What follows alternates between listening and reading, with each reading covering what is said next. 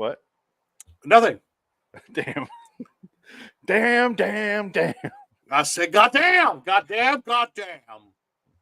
We are live. We're Cocaine doing this thing. off a stall at Jackrabbit Slims. Oh, let's do the intro. I still haven't finished. Hello, citizens, and welcome to the IW, the Twilight Zone. The podcast begins now. There's no intro to this, so I'll just say, well, hello, citizens. Welcome to that later episode 434. Good God, is that many we've done? I think so. 85, 112B, Eye of Newton, Eye of Phoenix. I have Dick it, please. One-eyed Dick over there. No. Welcome. It's an episode of 85 show I didn't hate because it's... Oh, eight. This is the one with Sherman Hemsley.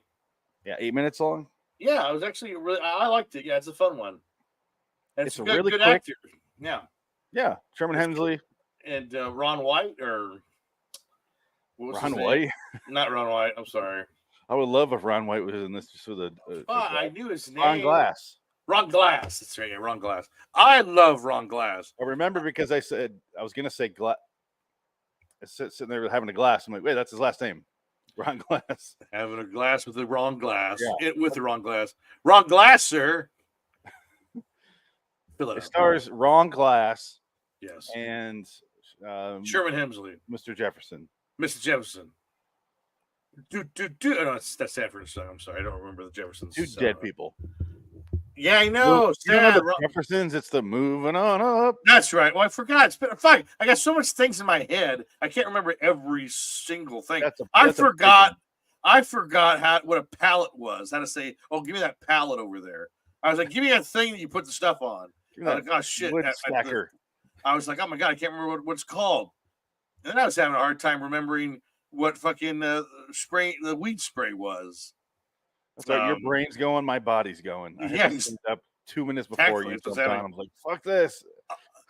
I can throw cinder blocks, but I can't remember at who. That's the difference. Why am I? My back feels fine. It's the memento. Why am I chasing him? Nope. Yeah. I'm being chased. He's chasing me. He's chasing me. Dodd, okay? Dodd did this to me. He's like, nope, he's chasing me. He's chasing me. It's one of the best jokes in a movie, and it's not a comedy. It's not really a joke. Yeah, exactly. Because I don't think Christopher Nolan has a sense of humor. I don't know if he has one. I don't think so either. I think someone else did that. I think it's probably Jonah Nolan, because Jonah Nolan wrote it. Yeah. Well, he wrote the short, so I'm sure that's the deal. I watched that whole video. I mean, this is more of I'm going to turn off my AC because it's pretty loud. I can't hear anything. The podcast will. Oh. But hell with them. They don't listen anyway. I watched the video you told me to watch, the Christopher Nolan and Cillian Murphy in the video store. Yes. Yeah. I watched the whole video. Oh, yeah. And all I noticed was Christopher Nolan's exactly what I expected, and I kind of fell in love with Cillian Murphy. I know, right? Man is so charming. Oh, he's wonderful. He's just so genuine. He's nice. like a little kid in there. He's a cool guy. He's like learning from Daddy. I did not see that one. Yeah. Ooh, yes, I must see that one then. Yeah. That sounds great. Thank you. Oh, that's fantastic. But he was never like sarcastic about it. He was just like, oh, yeah, I didn't know that. Like, oh, interesting.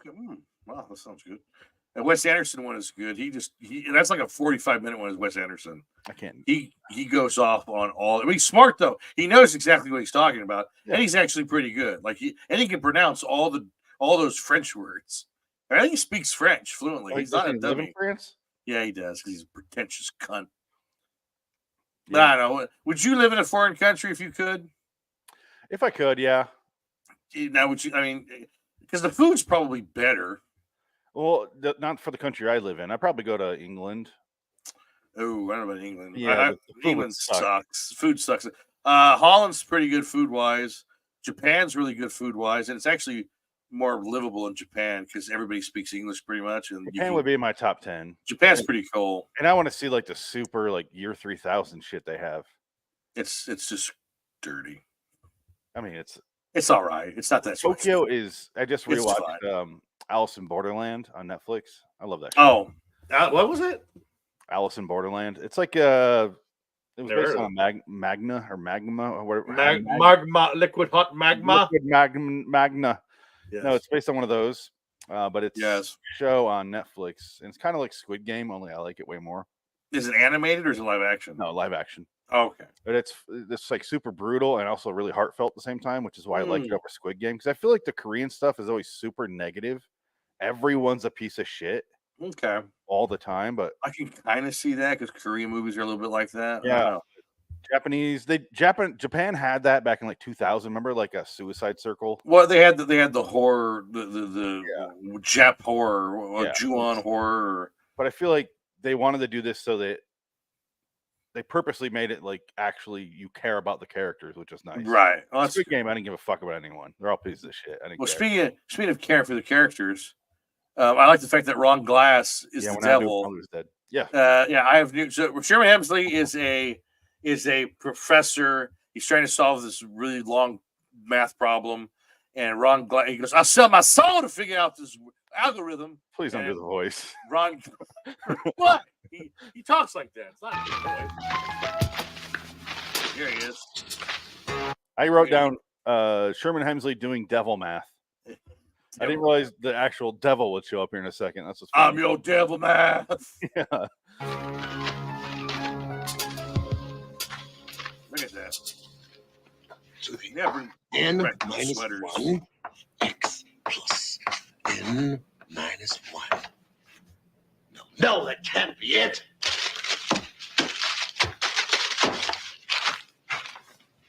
N minus 2 over n minus 1 to the integral.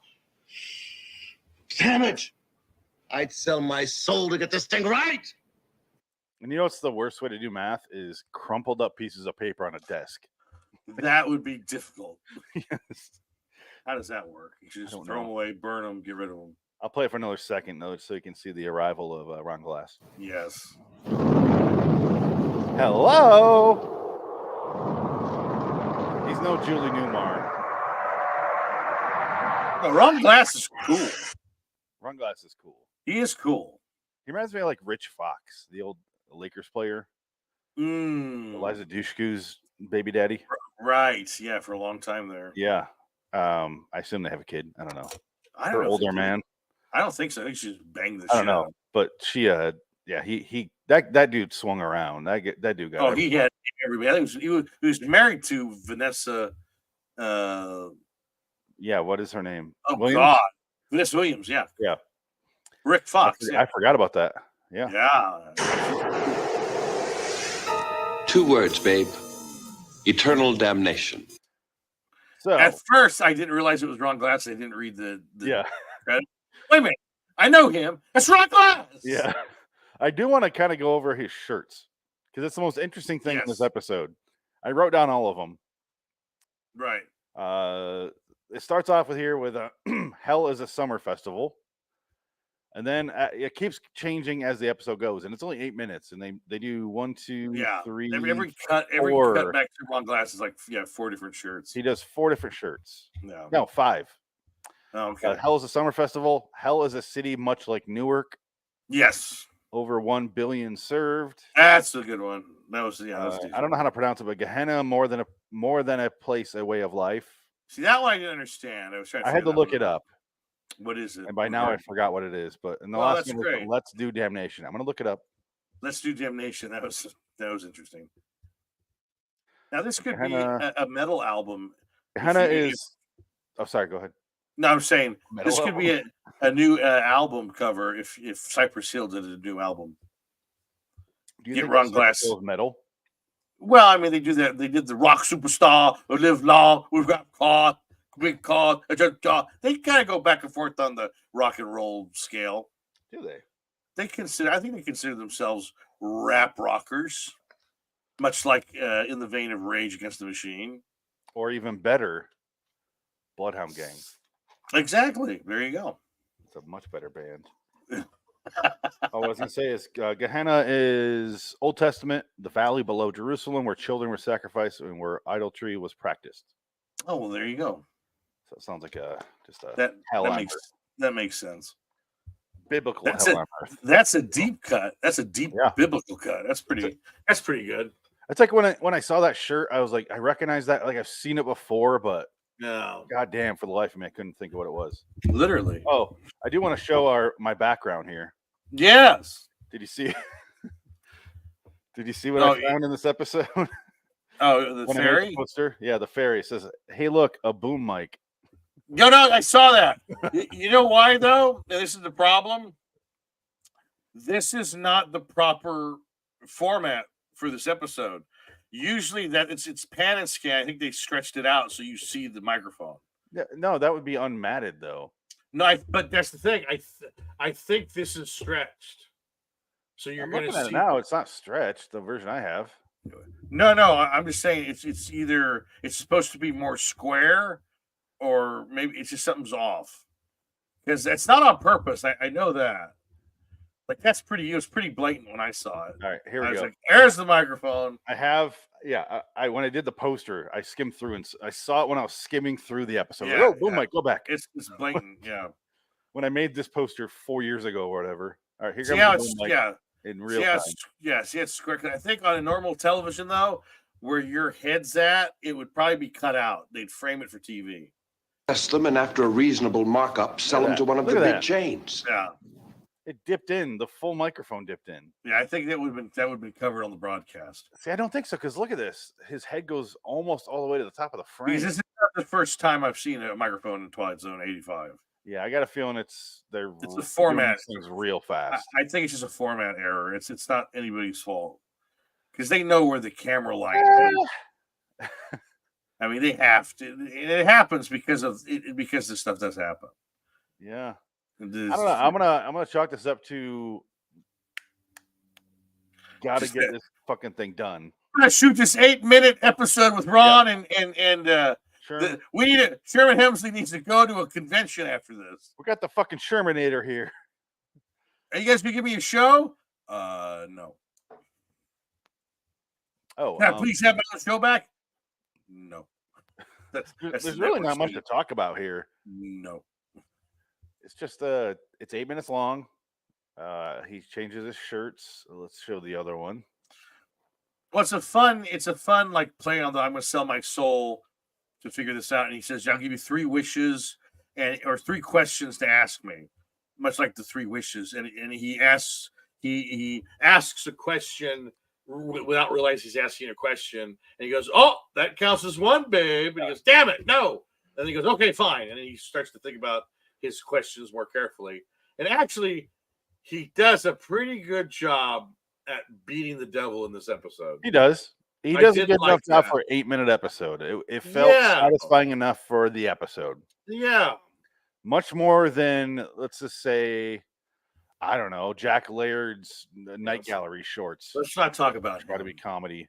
Haven't we seen them all? I think we're done with him, right? I don't know. I have a feeling we'll never be done with him. Like, this is going to be our hell. This is going to be our Gehenna. I'm Jack Laird. You're going to watch my shorts.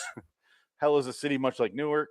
There it is. That's good. And then it changes to when he turns around here. 2 million. 2 billion. Sorry, I wrote down 1. That's fine. I understand. I thought it was 2 or 1. Is that a billion or trillion? That is billion. Billion, yeah, 2 billion. 2 billion. So the other shirts are 2 billion served, and then it changes after this cut right here, I think. Yeah. Gehenna, more than a way of life. There you go. More than a place, a way of life. Sorry. I just like the fact that he's wearing those the Spirit of Halloween horns that literally you could get at Spirits and glue on your head for tomorrow's Halloween party. Yep. They amp up the effects with the eye contact, though. I don't think I read. Did I read that one? Maybe I did. It's the last one. Let's do damnation. Let's do damnation. No, you said that. Okay. You said let's do damnation. Yeah.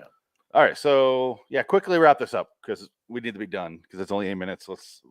We're way off. Right. Well, basically, he gets him in a corner, and Ron Glass is going to be like, you can't ask me any question that I'm not going to get out of your mind, baby. Basically, he's just basically, I got your soul. You're not going anywhere. Yeah, the rule is if you can basically stump me on a question or command, right? Yeah, you're free. You're out of this little deal. Yeah, I'll let you go.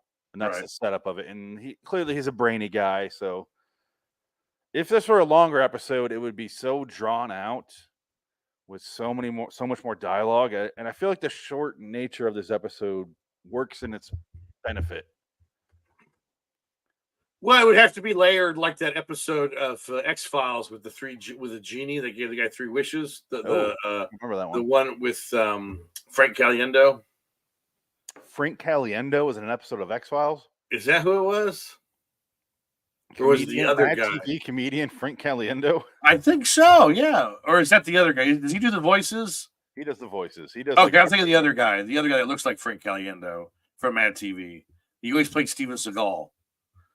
Which guy was that? I can't remember his name off the top of my head. Is the episode called The Mad TV? Suhei? Yeah, maybe. Oh man. He was it's the last season. I think it's like a 7th season or one of the last seasons, but I think Mulder's in it. This is 721. Yeah, it is Will Sasso. I was like, are you talking about Will Sasso? Yeah. That's right. Will Sasso. Yeah. Will Sasso used to be Ron. No, Will Sasso's much better than Frank Caliendo, though. Yeah, that's right. Yeah. Will Sasso's fucking hilarious. Will Sasso, I think, is a little bit on the homo side.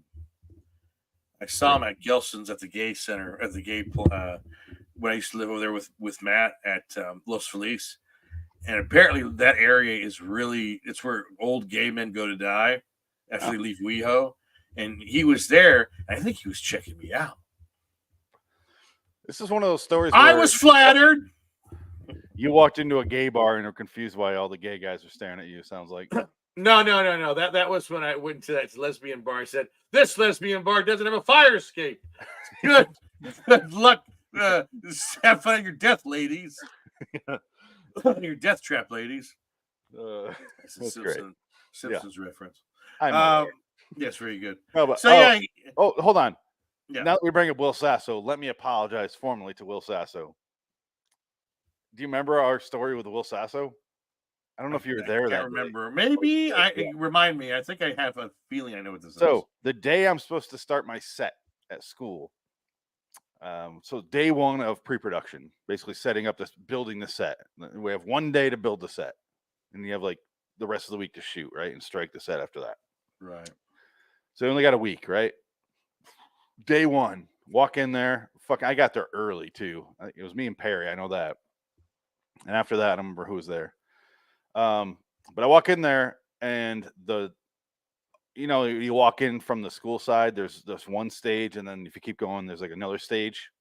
Right. Yeah. They have that thing that can go the metal curtain. Yeah, they have the big. They didn't have it up. The first half, right when you walk in, is Will Sasso, and what is her name? God damn it! Why am I blanking on it? I know her name. Plays Lois on Family Guy. Oh, right. Okay, I know who you're talking about. Why the fuck am I blanking on her name? Yeah. Oh man. Anyway, they're in bed. They're not fucking or anything, but they're in bed and they're shooting some sort of scene or commercial. And I walk in, I go, the fuck? And I'm like, okay, I guess. And so I walk to the other side and start getting stuff ready. And they are so fucking loud, and like they're walking over to my side and they keep making all these goddamn noises. And I was Alex Borstein, that's her name. That's it. And I was like, I don't want to be a dick, but like, what the fuck is going on? Like, I was promised this sound stage. Do you guys rent this? Or yeah, we rented this. The guy was talking to me, and I was like, what the fuck is going on? Like, well, this is my day over here. I have the whole thing to myself. And I kind of went off on the guy because I'm like trying to build it, and they're like, shh, like whispering him like. So I went off on him, and I kind of made an ass myself, probably in front of Will Sasso, who had no idea what was going on. Not his fault. Well, no, I'm sure they'd be the same boat. It's like, oh, we didn't know that. That's kind of fucked up. Yeah. Who fucked up? They're cool, and I was like, all right, you know what? I'm gonna go, and they're like, we'll be done in like an hour. And I go, all right. So we went and grabbed Baja Fresh right down the corner. Jack in the Box down there. Oh. No, we only did Jack in the Box a couple times, but only at night when the homeless people were out with razor blades. I keep looking around for what the fuck they were filming that time. I think it might have been like a commercial or some sort of. It could have been. It was probably some spec thing. I don't know. That was back in the day of internet spec ideas where they do web shows. That was when they thought the internet was going to be like streaming. where they thought that the internet, you could make whatever show you want, put on the internet, it would be a hit, and it didn't quite work out that way. Yahoo screens prove that. Yes, Yahoo's network failed miserably, and that was the end of the internet television channel. Anyway, point is, I'm sorry to Alex and Will. I didn't mean to slow your production down or get in your heads or anything. Whatever the fuck happened that day. Their successful careers since then have really been rocked from the day that you can build your set. Hey, allow me to apologize for being a dick for once. It wasn't your fault though. It was the fault of the school. But I could have been like, I could have pulled the guy aside instead of like making loud noises on purpose just to piss him off. Listen here, man. I didn't do it much, but I did it enough to disrupt them. And I was like, well, it's fine. It's justifiable. You're told I have this set to build. I can't build if there's somebody shooting on the other side of a fucking curtain. The curtain isn't a soundproof thing, asshole. It's a curtain. They didn't even have the curtain up. Exactly. That's what I mean. Yeah, it was off to the side, like it was completely wide open. So is that what they I'm thought? supposed to be building my set while they're doing that. Yeah, is the thought. That's ridiculous. I would have told the school, hey, give me my fucking money back. Yeah. If you guys can be pulling this shit, fucking worthless school anyway. What I should have done as an adult was sit down and just watch them and learn. Yes. That would have been the smart thing to do. But it doesn't matter. I was 19. I was dumb as Will shit. Sasso and Sports were going to give you nothing. Because she was still doing Family Guy at that point. So she was actually at that point, Family Guy was canceled. Family Guy was canceled at that point. Remember they brought it back? 4? Yeah. Yeah. So it was canceled by that point, and they brought it back. Anyway, let's move on with this episode. It's like I give it an 8. I like this episode. I have Newton was fun. I'm not going to go 8. I'm just going to go 6. I give it an 8 for Ron Glass. You know what? I'll give it a 7 for Ron Glass, especially when he takes his glasses off and you see his eyes. Yeah, it'd be fun. I want to get that shot of him taking his glasses off. Hey, babe, let me tell you something. Oh, here it is. He was great in Barney Miller. Barney Miller's a good show. Been watching that here and there. I've never seen that. Barney Miller's fun. The Asian guy is one of the best characters, and he is another character on it. He's fucking funny. Barney Miller's a solid show for the 70s. Great show. I'm looking at it right now. Look at that. Hal Linden, Ava Goda. Yeah. Barney Miller's the precursor to Fish, the spinoff. Yes. Jack Sue is the Asian guy. Jack Sue died midway through the show. He went in for surgery and he died on the table during the show. So they had a special tribute episode. No, it looks like they must have wrapped the show up shortly thereafter. Yeah, it was done like 2 years later, I think. Well, let's see if he died in 77, I think, and it went on to 79. Yeah, so that's died in 79. Show ended in 82. Yeah, that's it. That's what it was. Yeah, he was on there for a lot. This is gotta be the ugliest cast I've ever seen in my fucking life. Oh, absolutely, 100%. They are not. I'm gonna show this IMDb page. Oh no, yeah, they are all smoking, drinking coffee. I mean, eating red meat. It's wonderful. All right.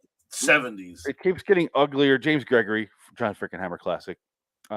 Gregory Sierra, who I recognize, but ugly. Then it turns into the early version of what's that guy's name? Yes. The guy that plays Zod, the new Zod. Why am I blanking on his name? Michael Shannon. Michael Shannon, thank you. Then you got this guy, these guys, and you got like the weird.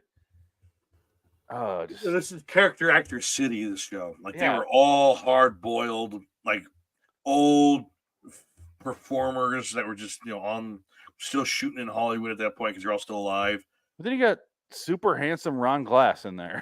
Like what the hell? Oh yeah, and he was great. He's funny on that show.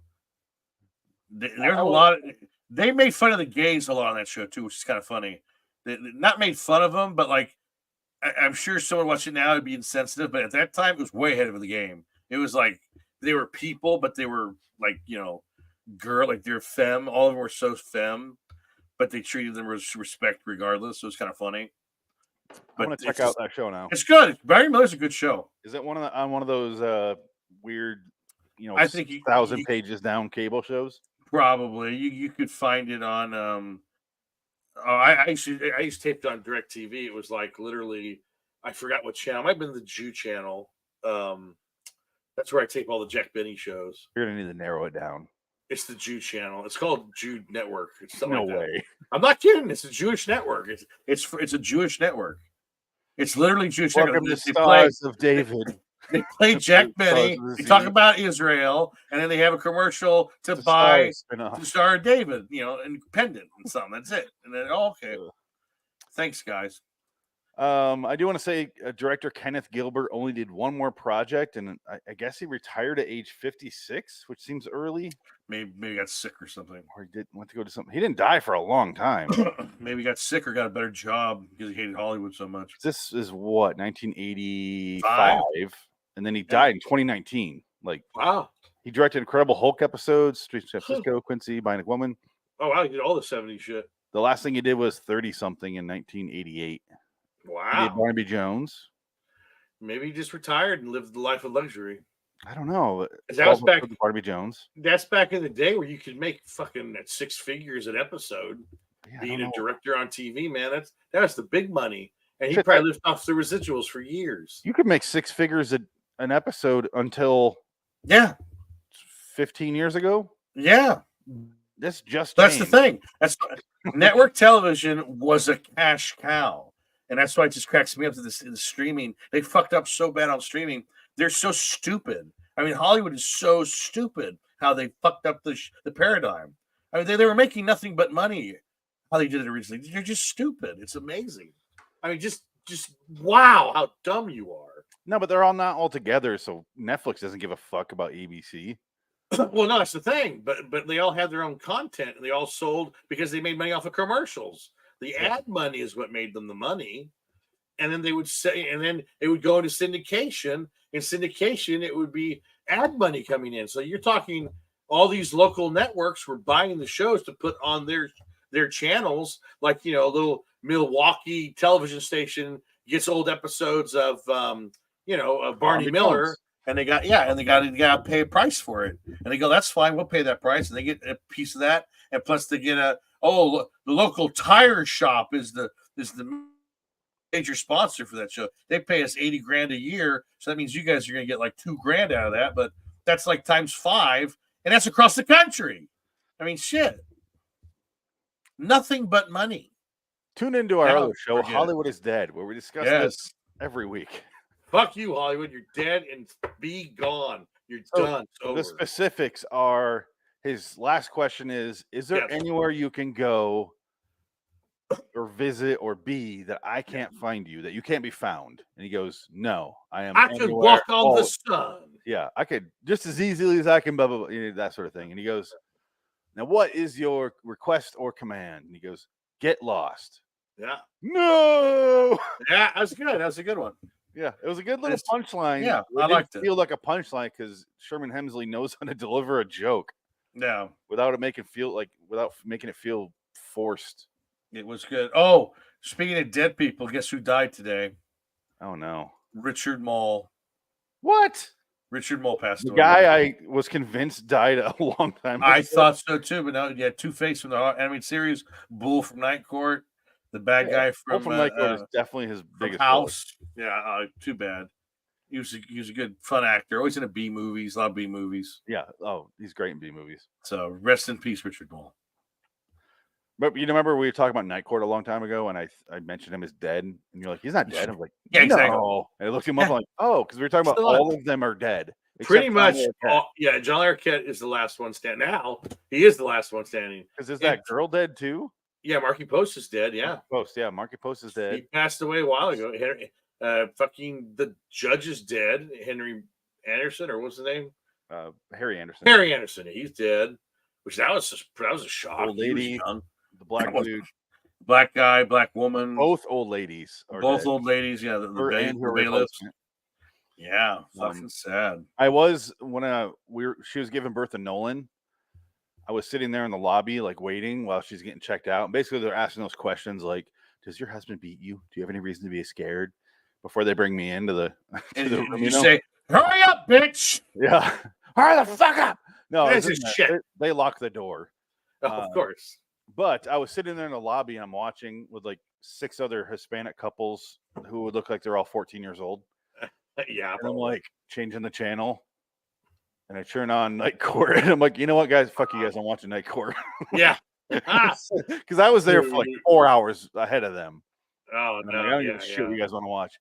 And I'm watching that. You had the power of the remote, there were so many gay jokes, like where like John Larroquette finds out he has a son, and the kid's like, "What are you what are you gay?" And it's like, ah, and he's like, "No." And I'm like, "Oh, 80s." Love it. Fantastic. It was so like gay panic. It was so funny. It's hilarious. Like, holy shit, this would not survive nowadays. Oh, hell no. It wasn't funny for the joke wasn't funny at all. No. That's the shitty thing. It was a funny joke. That's a funny joke, but it wasn't. So it was like, oh, right. Like, come on, John Larroquette. Hey, we turned 8-minute episode to 30 minutes of content. That's how good we are. Now we're out of here. Oh, I want to share. No, I do need to share this though. Okay, share it. And then we'll do the outro. No. No. No. No.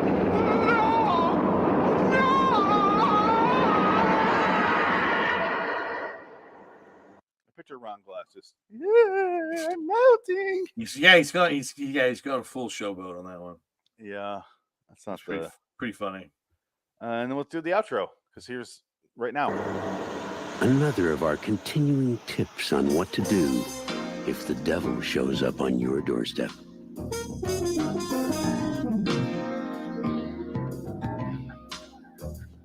Stand that guy. And this sounds like Night Court music, actually. I wasn't any help at all. Bow,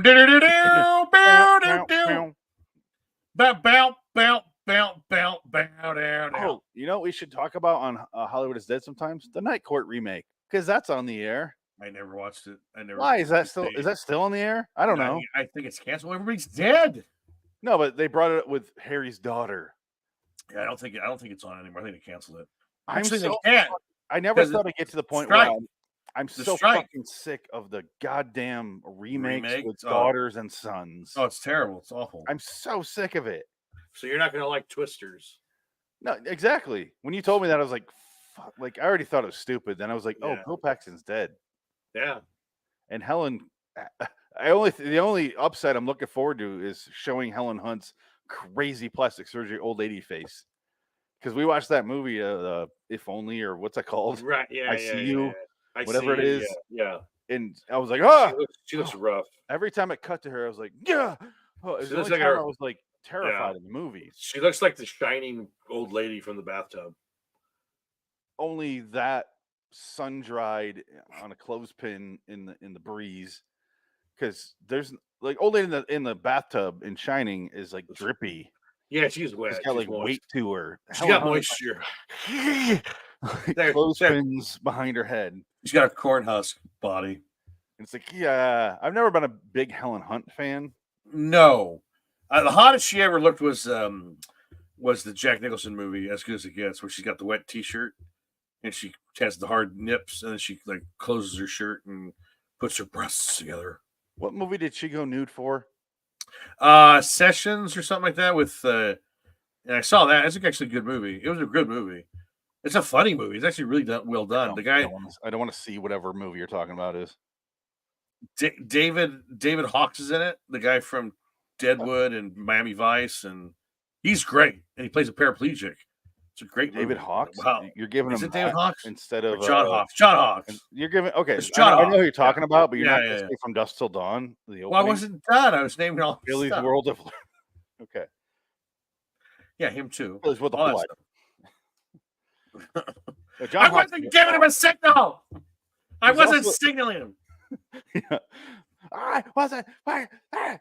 He's just screaming. I ain't saying shit. It doesn't matter. You got about 2 fucking seconds to live. I think I could do that whole movie verbatim. I need to rewatch that one for Halloween. I watched a few Halloween movies, but I need to watch probably 2 more. Oh, I'll tell you about this later. Off Hollywood is Dead stuff. We'll take this. We'll say goodnight on this show because we need to get going. Yeah. Bye. Bye, Sherman Hemsley. R.I.P. I am Newton. Until next time. In the meantime, I finish this. Yeah. So long, citizens. Bye. Podcast is over. Still in the live stream though, so dick. It doesn't matter. What's on your mind that's not Twilight Zone related? I watched a great movie the other night called The Best Offer with Jeffrey Rush. Yeah. Oh, you just watched that for the first time? Yeah, I had never seen it before. Okay. My friend told me about it. I watched it. I thought it was very well done. Very good. Jeffrey Rush is fantastic in it. And it's from like 2013. It's an old movie. Yeah. I saw that when it came out. Okay, yeah, I was gonna say. We weren't talking a whole lot back then. Yeah. So if I would have when I watched it, this would have been a movie we were texting about. Like I would have definitely told you to watch that. Yeah, it was great. I liked it a lot. I had never heard of it. Like I had no idea it existed. Oh yeah, like, I had no clue. And I liked it. I liked it a lot. It was very good. And I like that's what I talk about. I like my slow, whatever genre, building of that. And that's a perfect example. Yeah. There's no flashiness in that movie. No. It's just you're there. It is layered. You're into it or you're not. I don't give a shit. Here it goes. It is layered. I'll say that. Yeah. It is very layered. I need to rewatch it because it's been 10 years now since I've seen it. Well, I didn't. The girl that was the girl, the Claire was the girl from Blade Runner 2049, the robot that killed everybody. I still haven't seen that movie. So. Oh shit! You gotta watch Blade Runner 2049. I love Blade Runner 2049. It's wonderful. It's gotta be better than the first one, right? It is. I think it is. It's way better.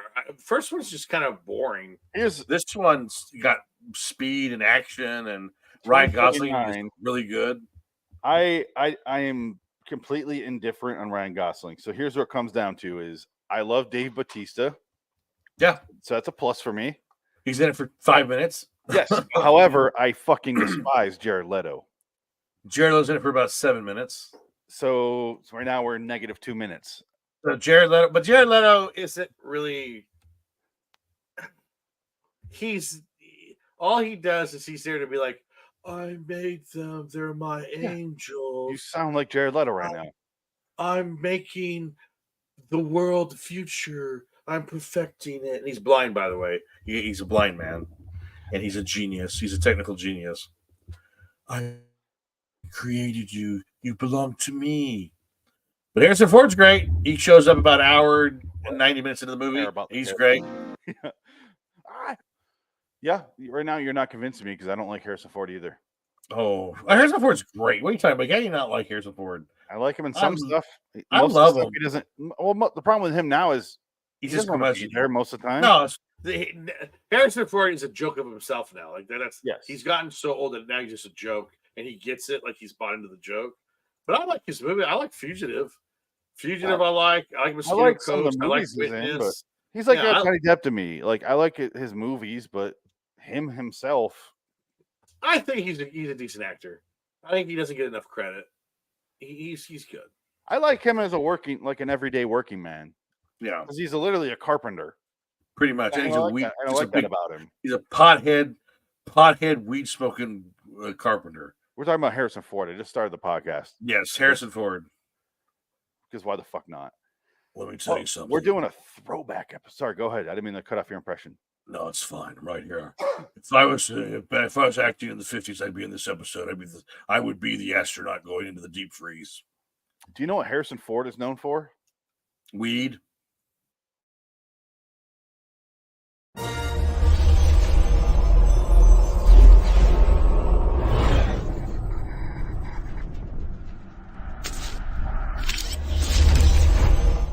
Sorry, I didn't mean to keep playing it that long. I was gonna pop out of my screen. I would love if you just went to fucking bed and I'm like, just left. Dick, I'm texting. Dick, fuck this. I'm done. Hello, I'm out. Kidding, man. I'm sorry. There's the last straw. The last Jedi straw. The last Jedi straw.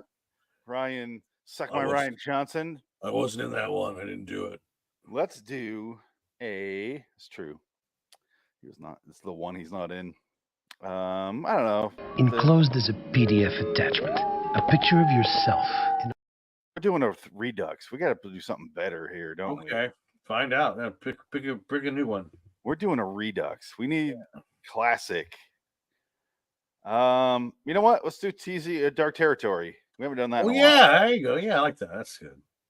You're traveling through another dimension, a dimension not only of sight and sound, but of mind. That's a signpost up ahead. Your next stop, Dark Territory.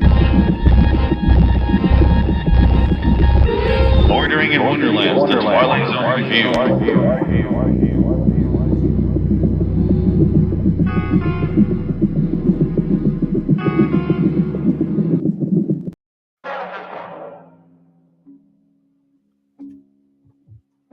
may be said with a degree of assurance that not everything that meets the eye is as it appears. Case in point, the scene you're watching. This is not a hospital, not a morgue, not a mausoleum, not an undertaker's parlor of the future. He had the smallest It is nipples. the belly of a spaceship. It is en route to another planetary system, an incredible distance from the Earth. This is the crux of our story, a flight into space. Our upskirt. It is also the story of the things that might happen to human beings who take a step beyond, I lost my unable to nipples. anticipate everything that might await them out there.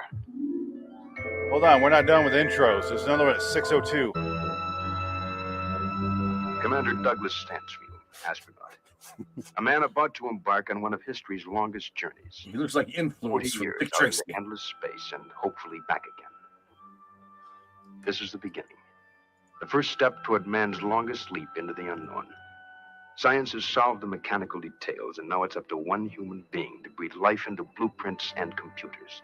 To prove once and for all that man can live half a lifetime in the Long intro. outer space. 40 years alone in the unknown. This is Earth. Ahead lies a planetary system. The vast region in between is the Twilight Zone.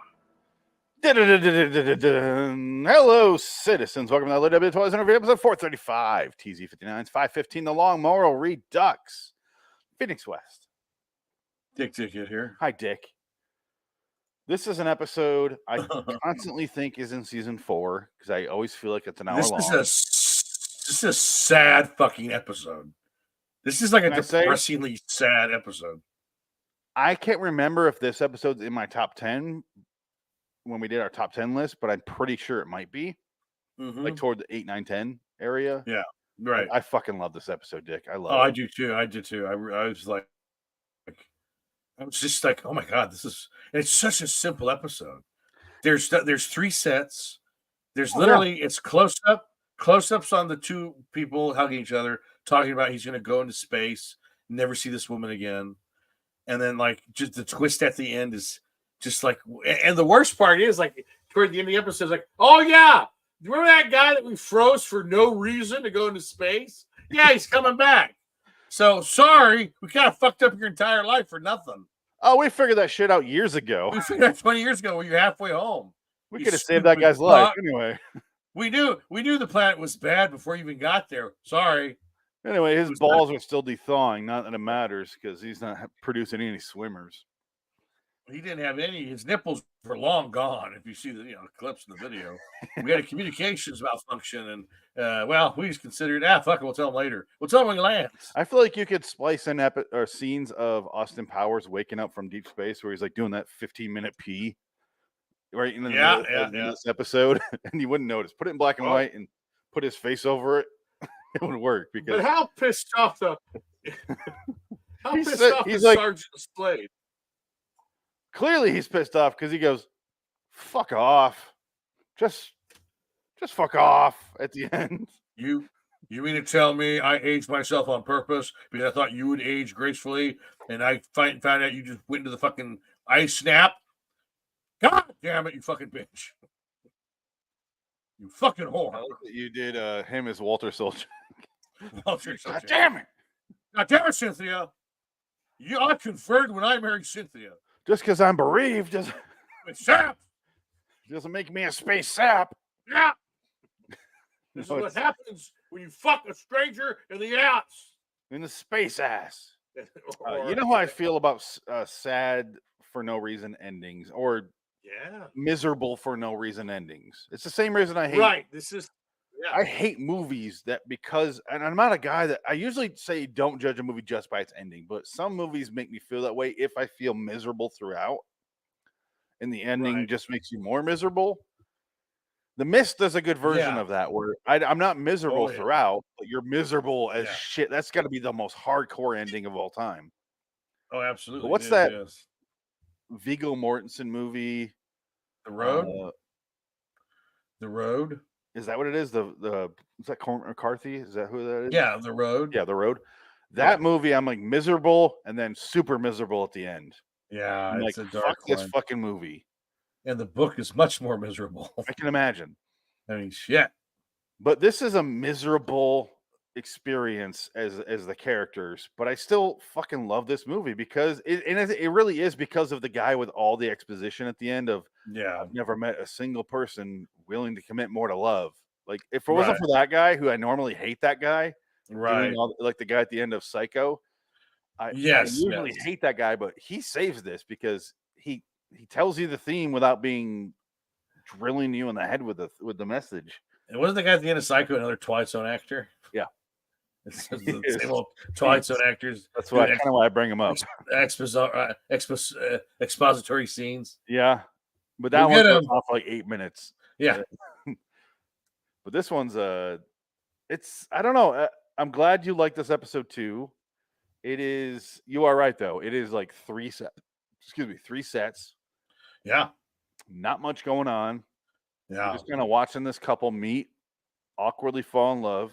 Yeah, it's just this sad fucking, just about lost love. It's just like, oh my god, this is really depressing.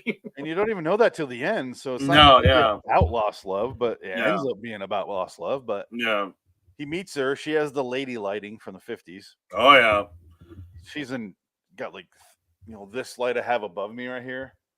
I installed ceiling lighting in my office. Oh, good. You notice the lighting's much better. Oh yes, they have that blasting her in the fucking face, and he's like, and you see the canyons, the Grand Canyons going through his face. They didn't give a shit about men. You gotta have another drink and a cigarette. We have to get you looking good for the camera. We got a fluffer for Mr. But I'm not in a porn. I'll fluff him anyway. You're a man. You're a man. Jerk his ball. You gotta release that tension. Yeah, get rid of those crystals forming in his testicles. Just crack them. No, they're building up. Crack them and pour it over gin. I wrote down 850 strokes her hand. Yes. He does a whole yes. Creepy as shit. I'm like, yeah. Oh, you're 20. So this is 1950s, 60s romance. Yes. And nowadays, if you did this, you would be in a courtroom. Well, if she's a bitch, you would be torn apart. Not even a bitch, just a misunderstanding. No, I know, kidding. Yeah. No, here, the next woman you meet, do this too. See how she reacts. You can even have the same feelings as, but as soon as you do this, the feelings are off. Yeah. They are just switch flipped. Your Honor, I'm so sorry. I'm sorry. I'm going to space for 40 years, so I'll never see her again anyway. I was just trying my hardest here. That's all. I got to go into my Wendy's shift. I thought she was into me, so I stroked her hand a little bit, and that's literally all I did. And they're like, rape. And then I stuck my dick in the strawberry squeeze and the strawberry shakes. I feel like California would constitute this as rape. Probably. Here it comes. It's been an honor meeting you. She shook his hand. Look at where her hand's at. Her hand's at his dick. Yeah, that's on the way up. But it's her fault. It's her fault. But I feel like his hand. Don't know. She's asking for it. Look at that. Don't know. Yeah. All right, here he goes. What are we at? Oh, that's a bit much. Oh no! Wait a minute, though. Is this a transition? He's stroking his own hand right now. Yeah, that's not even his hand. That's somebody else. And if we're reading the scene, where's his fourth finger? Is my question. But also, right there. Is that a woman's hand or a man's hand? He's mostly stroking his own hand. You know why? 40 fucking years in space. These are two dudes because they didn't have a woman on set to shoot the insert. So they had to cover up the man hand because it's obviously a man's hand. And they're like, oh, fuck, we can't. If we show the two guys hold hands, we're going to lose our network deal. You say that, but I also think the hand on the right, his hand, is the surly, curly hair, 65-year-old chain smoking script supervisor. Exactly, yeah. This agency could do without this for a couple of hours. They both have so many freckles. You don't grab my hand. Irish love in space. Listen, I should get some moisturizing cream. My hand has not touched water or soap in 6 months. It's hairs. I'm the script supervisor. One finger with hairs, the other are spotless. That's circulation. Or that's a cigarette. cigarettes in there. They burned off the hair. All the like sunspots and gray hairs. For dinner. I'm in a weird light. Oh, now we're not. She pulls her hand. Thanks for my hand back, asshole. Sorry, I'm gonna Lysol this bitch and walk away. I'm gonna go into Harvey Weinstein's asshole now. Better than with you, you freak. Last time we did this episode, not we. It was me. Yeah, I didn't do this one. No, this was God. Had to be you and Frank and I think Jensen. Adam. Was Adam there for this one? Yeah, because this is 5. What is this? 15. 5:15. Yeah, Adam was definitely there. Jansen might have been. Let's find out. Because my memory, I'm not gonna remember exactly who's on specific episodes. It's not gonna happen. Yeah, hundreds, if not thousands of episodes here. Yeah, it was me, Frank, Jansen, and Adam. Wow. That was back on June 9th of 2020. So really not that long ago. Wow. Because it's season 5, you know. This is also live on YouTube, so there's a live video. This might be the first episode we've done it live of twice. I guess, maybe, yeah. Yeah. But the point is, last time we talked about this, I think I played no, I didn't play it because it didn't exist. So never mind. That doesn't make sense. Let me play it now, though. Hey, all right. Be comfortable in the sense that there's no need to stand on ceremony. But there are no to sit down on either. You've been an ass for 11 years. Is that a question, sir? It's an observation. Subtle ass. It's been an honor meeting you. No, I won't call. Arrivederci, lady from the space agency. At 8 o'clock. Ass.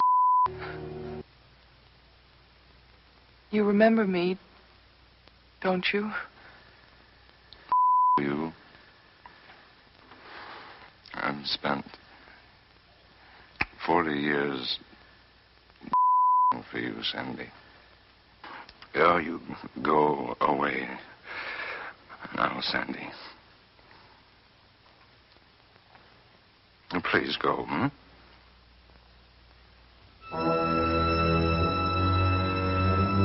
Commander Douglas Stansfield asked. Very good.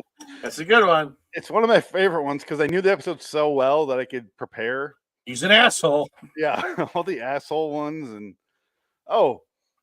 okay, 2 things. One is that fuck you is my favorite censorship in the entire run of Filthy Twilight Zone. Oh, it's very well done. Part. Yeah. Fuck you. He says it.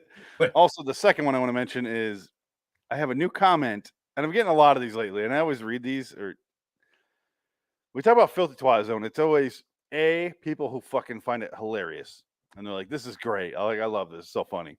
And then B, which I love more. Why is it so censored out? Why don't you just show the episode? I can't understand anything. They don't. Arthur Halls, commenting on The Fear, writes, "Why censor this clip? Without the sound," oh God, he sounds old as shit. Without the sound, one can't get the full impact of the writer's intent. Bleeping out is unnecessary because you can say anything on YouTube. You just can't show everything here. Without full dialogue, this clip is worthless. How about do it again over and leave all the dialogue and it in and uncensored? Bad enough YouTube censors as much as they do without censoring dialogue that YouTube won't. This is a waste of time. I always take their negative comments and thank you for their undying devotion. No, he's serious. And I wrote, "Thank you for the love. Also, thank you for making your inability to read the titles of the videos you click on my problem." Arthur, this is they're treasure. bleeped on purpose. That's the joke. I get these comments every I'd say every 3 days. I get a comment like this. Wow. But then every other day I get this is funny. This is great. Why can't we get comments like that on the actual podcast? Because people don't watch live streams. Or just I will say, I don't know. I looked at our YouTube one the other day. We had 33 people watching the last episode we did, the Throw On from the Train, and that was recent. Yeah. That's not. I mean, it's not No. good, but it's like more than others. No, it's I don't look or care. I never have. I never will.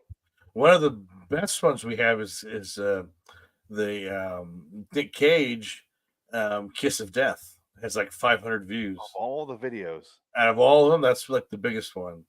I'm gonna get you, sucker. Has 100. I think I'm gonna get you, sucker. Has 100. Yeah, it's. I don't know. I don't looked give a at shit him. about YouTube, so Well, I don't know how it works. Like I don't know how you exactly. I don't know how it works. It's an algorithm you can't. And this is conversation. These are conversations I have with Adam all the time. Yeah. I'm like, you got to stop giving a shit, man. Like it's fine that you're building, but you got at the end of the day, you got to be happy with what you're doing on your own. Same thing we talked about last week on the Hollywood is Dead. Throw them off the train.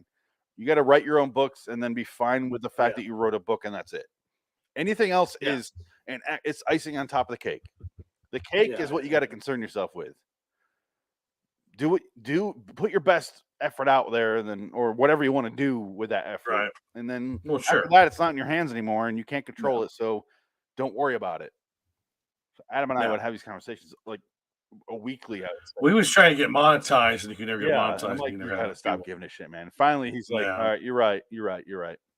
It's like they started getting more views, I think, after that. Yeah, because he stopped trying to aim. You know, when you focus too much on where you're aiming, by the time you aim your gun there, the audiences move somewhere else. The algorithms change. There's no point. He was talking to those guys from World Class Bullshitters, and they were doing really well for themselves. I think that's what he was. He's like, man, I want to be like them. They're making money. They got 100,000s of views and 100,000 subscribers. I guess maybe I don't know, but I think they only peak at about 170,000, if that. I don't know. No, but and they do a cool show. Like we did a show with him and Nick Ottman from World Class Bullshitters, and he was great. Oh no, they're nice guys. I've been with them many times. Yeah. Oh, you're definitely on with Nick too, weren't you? Yeah, I was talking about Nick's cool. I have 5 or 6 of them actually. It's not something when someone tells me how many views I have, I get jealous of. I have a friend that I used to work with who has a YouTube channel, and he has like thousands of subscribers. You know what he does? He walks around and does wet fart pranks. He'll be on like an escalator, and you hear like, and then like 3 sorority girls because he does them in Tempe, Arizona. So it's ASU. And you're sick. You're sick. You're sick fuck. And that's the video. Wet fart. And I'm like, genius. Hey, kudos to fucking you, man. How much you're making money off that? Great. It's stupid as shit. I want no part of it. It's just like Idiocracy, the #1 movie. Yeah. Balls. Ass. Oh, yeah. Ass. It won 7 Oscars, including Best Screenplay. Yeah, God. Yeah, that's the reality that we're living in. And so why get jealous and pissed that your stream is not taking off? But point is, Twilight Zone, I'm doing a 70-year-old show now. Yeah. So 60, let's see, 40. But your podcast, 65-year-old show now, some of these episodes. But your anthology, the anthology podcast is doing good on the podcasts market, right? Like they said you're number 5 or something. No, that's this show. Yeah, this show. I'm saying the anthology show. This is not anthology. This is Twilight Zone. Yeah, well, whatever. Welcome to the show you're on, Dick. Yeah, whatever this is that we're doing. Anthology is a different show than this, right? I understand, but I'm saying in the anthology category. Now I'm saying on the podcast about anthology shows. No, it's. Oh, I see what you're saying. Yeah, you're a little off. It's Twilight Zone is in the top.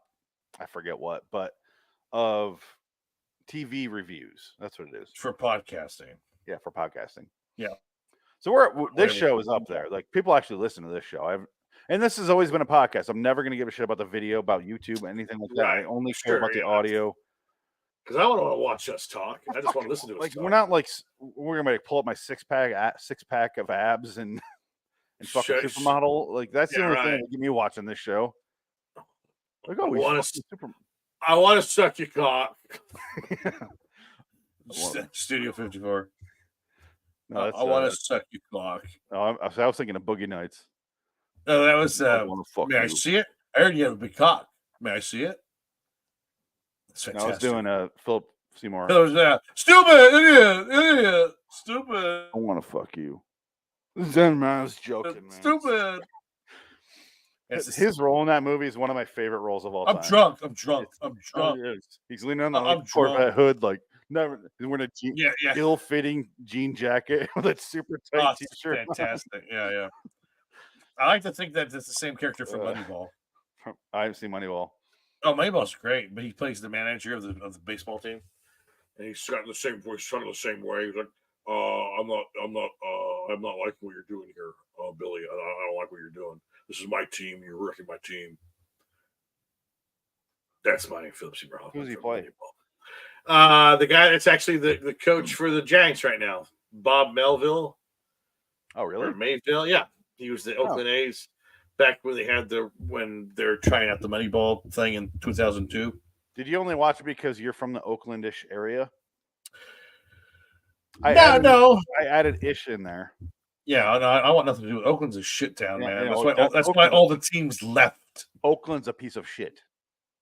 Oakland is crap. Is awful. Don't go there ever. It's the Detroit of. You will die. San Francisco's like Chicago, where it's both violent but also like really cool to be in. Yes. And then Oakland is across the bay, and then I mean, say it's further in the Midwest, but Detroit is like Oakland, where it's just like this fucking no man land. Oh, not go there.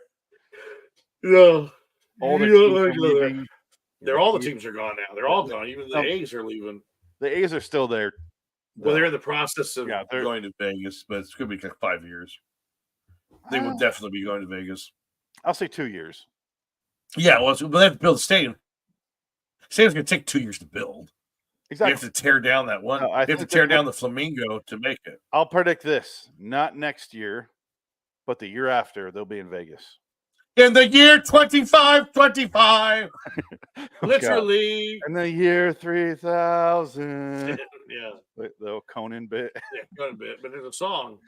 In the year 2525. That is a song from the 60s, I think, or the 70s. Oh, I didn't know that. I really thought you were doing the Conan bit. No. It's a real song. Yeah, look it up. We'll find it. So that's I miss old Conan. Yeah, Conan was great. God, the masturbating bear. and just that one bit where they were doing skeet shooting and he missed and he shot Andy on the couch. It was so fucking funny. Oh! He have the whole squib and everything. It was hilarious. It was Killed like Andy. my house, and it was like Conan. Yeah. And then I didn't give a shit about the rest. And then he had to go leave. Well, they gave him the Tonight Show, and then Jay wanted it back, and they took it away from him. I mean, they really fucked Conan over bad. But they took it back, and they didn't even give it to Jay. No, they took it back. They gave it to Jay. Jay came back, and then they canceled it, and it was done. And then he went to TBS. He went to TBS for like 7 years. But okay, I don't remember giving it back to Jay, but I thought they just immediately give this fucking what's his name? Jay. No. They gave it to Jay first, and then because Jay came back, he did it for like a year, and then they went to Jimmy Fallon. That's why it was so fucked up. It was like what you took it away from Conan, only to give it to that asshole again. Which he's not. I mean, I'm not saying he's an asshole, but no, but Jay, he is an asshole with that show specifically. Right. I don't think he's an asshole overall, but like you hear like the stuff that they, he's hiding in a closet to get that show deal when he's right, yeah. Letterman's, I saw the movie. Of that. Yeah, it's a great movie. It's a great movie. Great HBO movie. Yeah. But like, holy shit, what a fucking weirdo. Ellen Kushnick is my manager. She's the one that did it. The Long Morrow.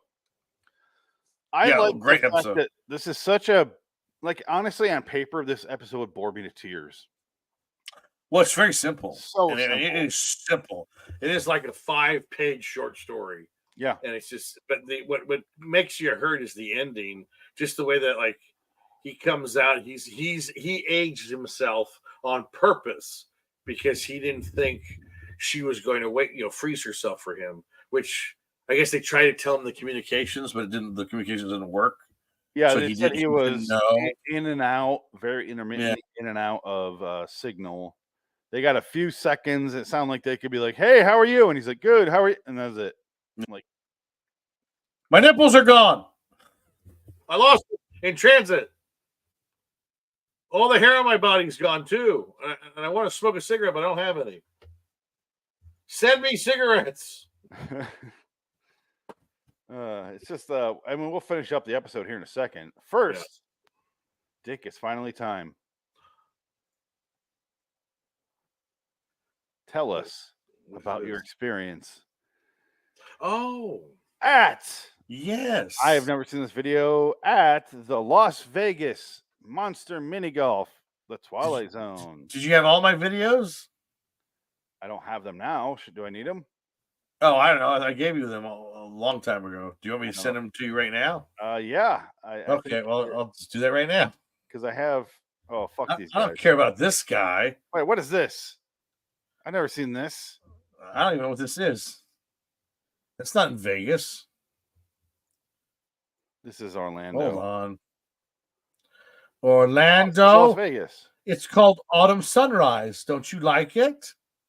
Yeah, these clips are short. I can just send them to you right now. And you can play them on the show. You can pull it up right now. Not a big deal. Hold on. But the point is, Dick went to, what was it, last month, right? September, the first weekend of September. So, early last Vegas. Month. We took a week off because Dick was in Vegas, and then we took weeks off because I was moving, and also I went to Hawaii.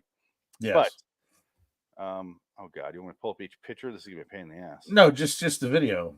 There's. You sent me a picture. You drinking a that's the last one. All right. Yeah, I got 4 videos there for you. Oh, it's not fair. It's not. Oh, it's playing the audio without. Okay, hold on. We're trying to show the people the video clip. It's a problem with the Messenger app I have in the computer. Oh, is it? It's a pain in the ass. Hold on. Let's see if I can do this. Don't read my conversations. Oh my God! I made it up. I didn't say anything. I know. Okay, here's one of them.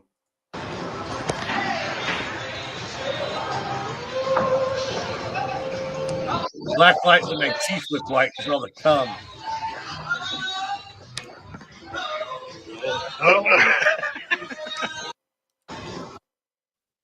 One of them. But it is a badass place. A lot of fun. I was trying not to oversell it to you. So I'm like, it's not fucking like you're not gonna come in your pants. But it is fucking cool how much work they put into this because they clearly did a lot. Well, they had a bunch of statues. There's a lot of wonderful art on the wall. It's just really well done. It's very nice.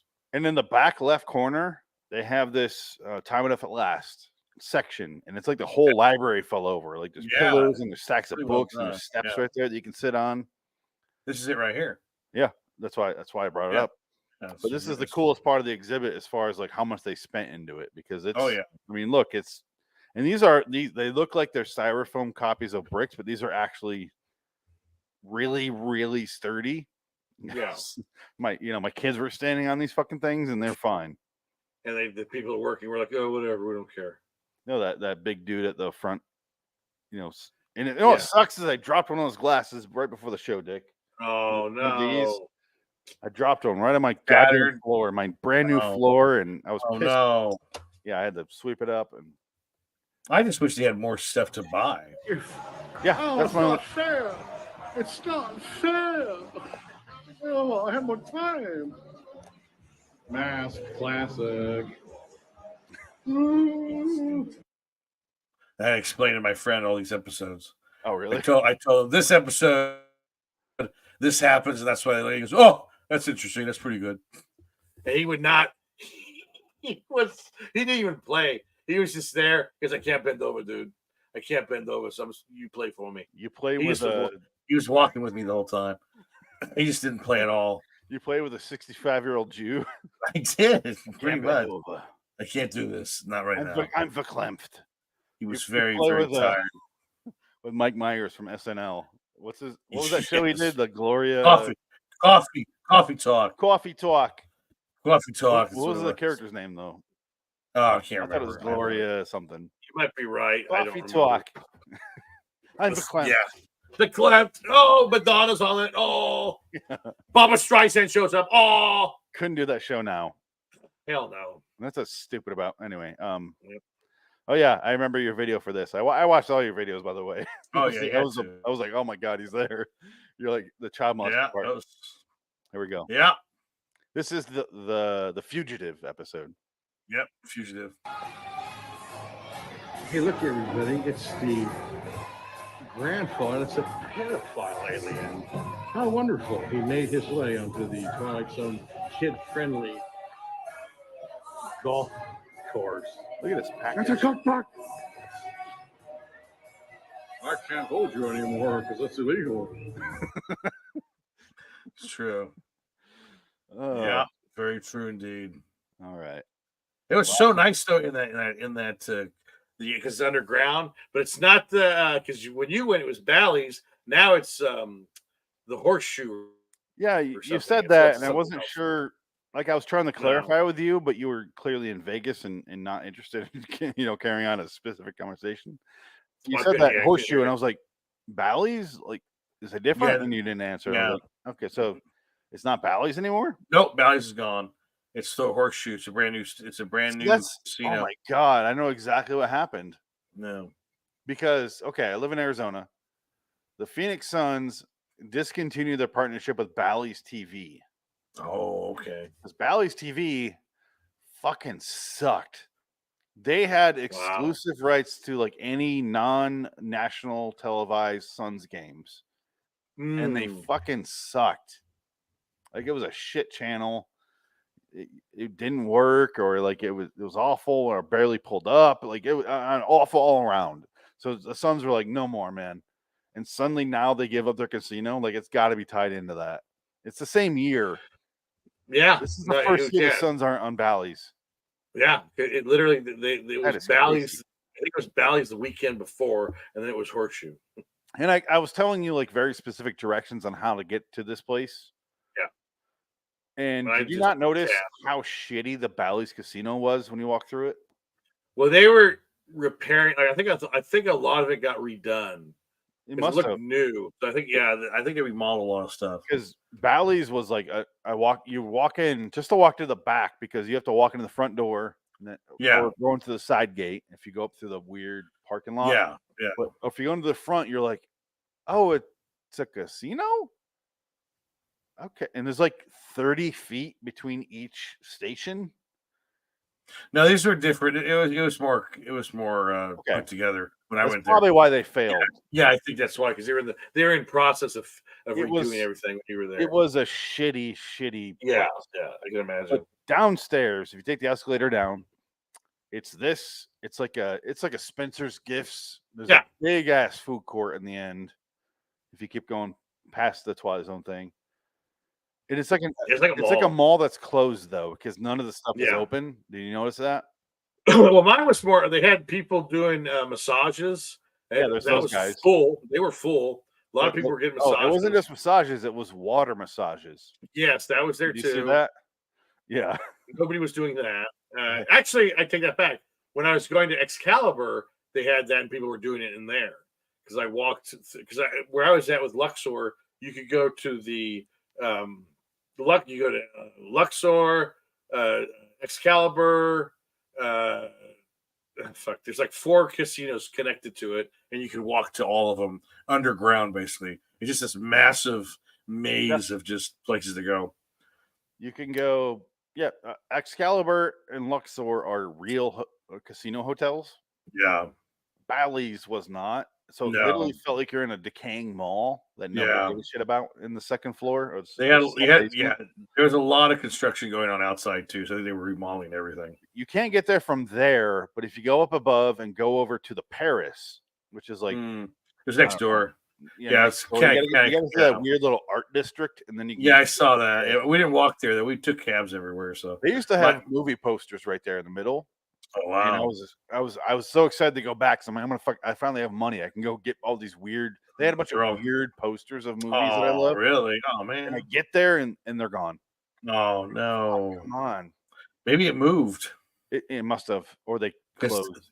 COVID. Well, because there's probably, but there's a lot of random stores like in the downtown area where like they have that covered area where it's what's it called? It's like what do you call it? It's covered. The whole street is covered, and it used to be open to traffic, and they closed it all down. Fairmont. Yeah, Fairmont's it. Or Fremont. Yeah. Fremont Street. No, you're right. Fremont Street. I Yeah. was like, we're narrowing in on a name. That's it. Yeah. No, Fremont Fremont is got the ceiling.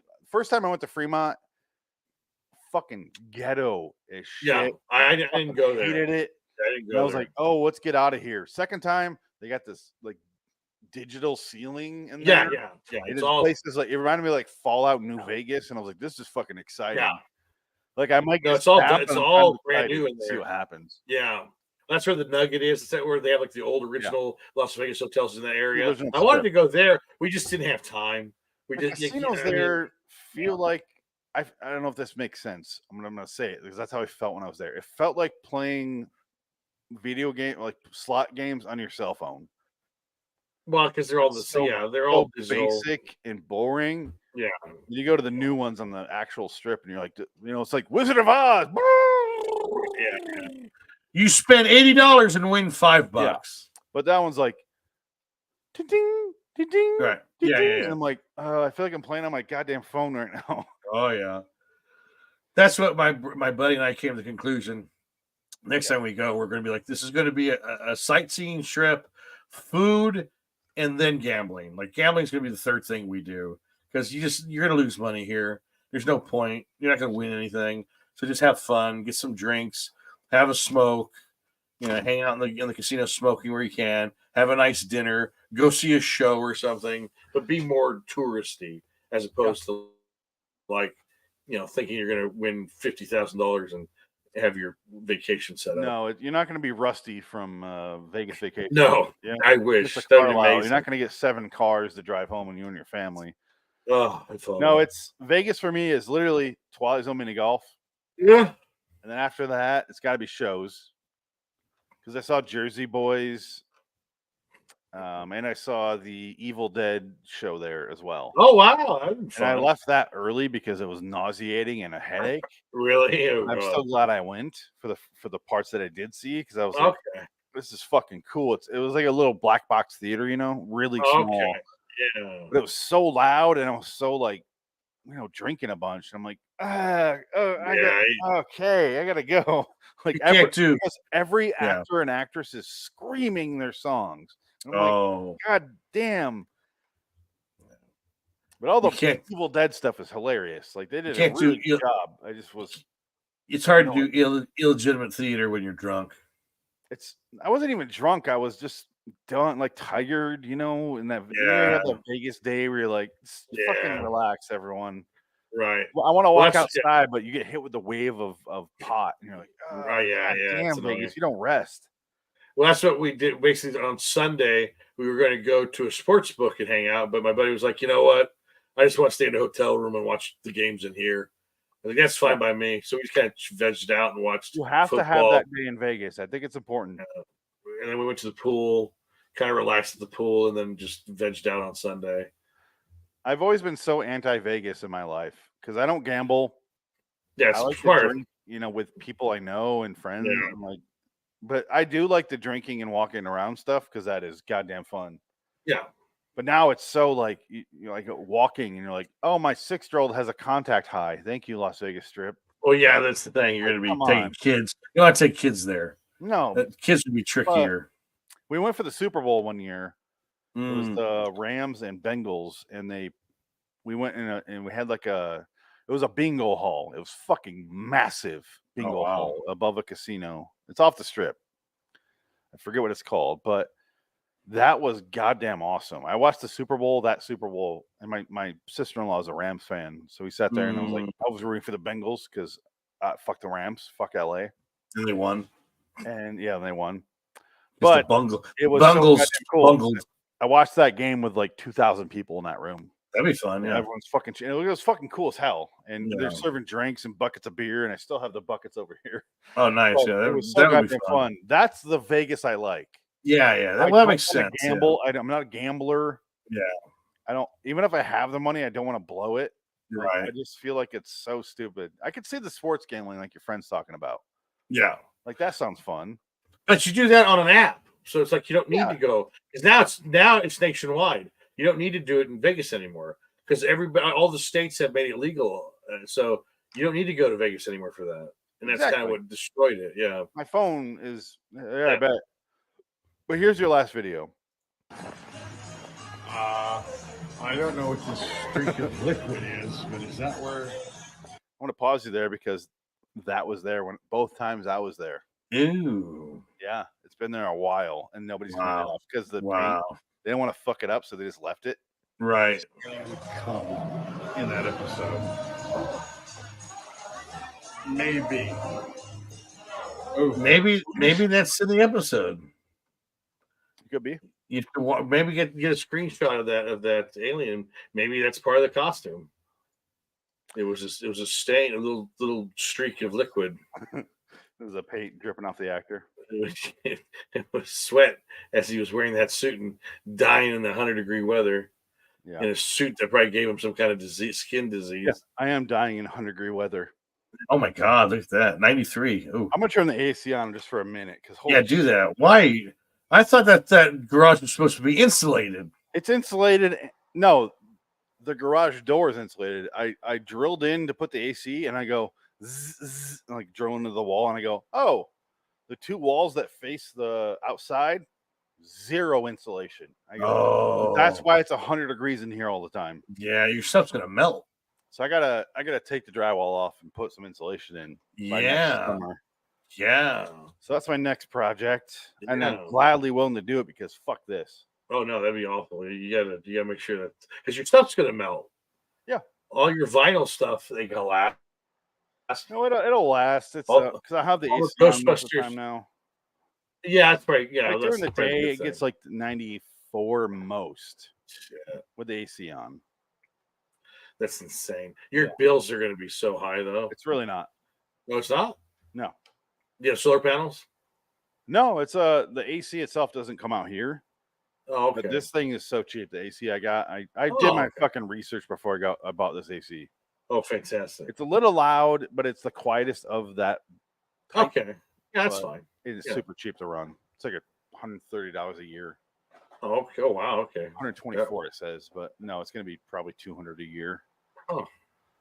But anyway, what were your overall thoughts other than the complete lack of merchandise and merchandising and customer service inside of the Pup Hook Golf thing? It's a lot of fun if you're with friends, especially if you're a fan. That's why it sounds more fun.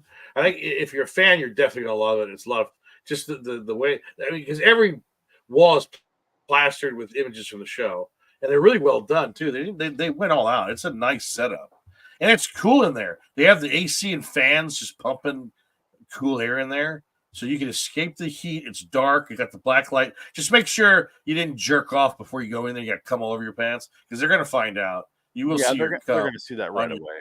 They're going to see you got that whore who is, paying you compliments at the bar when you're losing your ass, and you're smoking a cigarette, drinking by yourself, crying. They'll see that if you hide your shame. Bleach spray your pants before you go inside. I did notice the music in the background of your videos. It was very much what I had with the 1950s doo-wop. Yes, which is strange. Blaring because it's a 50 show. It's blaring in the place though. But you would think they'd have the soundtrack for Twilight Zone playing. Here's where I do my nitpicks because I love the place. I've been there twice. I did 2 episodes on it, and this is our 3rd. Yeah, I love the place. I highly recommend if you're a Twilight Zone fan and you're in Vegas. It is definitely a place to go to. Would you say you need to go to Vegas for this place though? Because I kind of would. If you're a massive Twilight Zone fan. Oh yeah. Yeah, no, if you're a massive Twilight Zone, definitely, yeah. If you're a casual fan, no, but if you're in Vegas, yes. Go there. Worth it. Because I don't know any other place that has something like this. 2 nitpicks.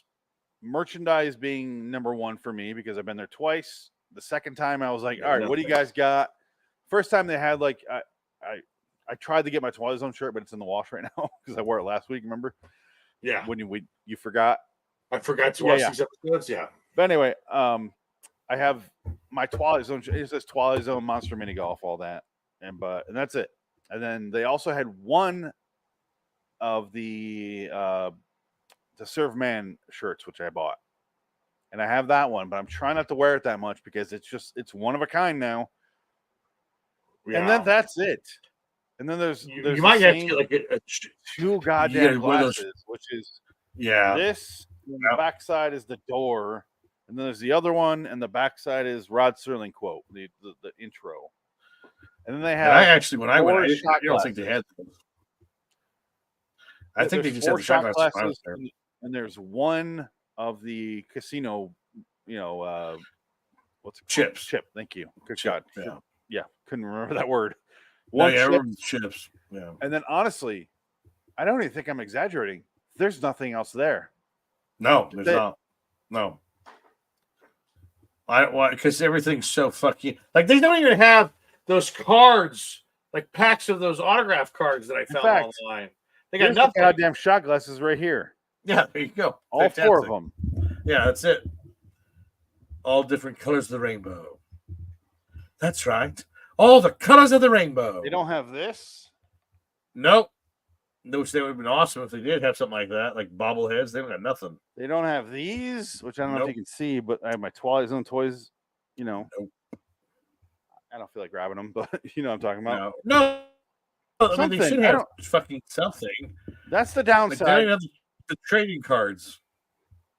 It's the downside of that place. My main complaint is the merchandising. The second complaint is the reason for the merchandising is they're in the back of Bally's, now Horseshoe, you said.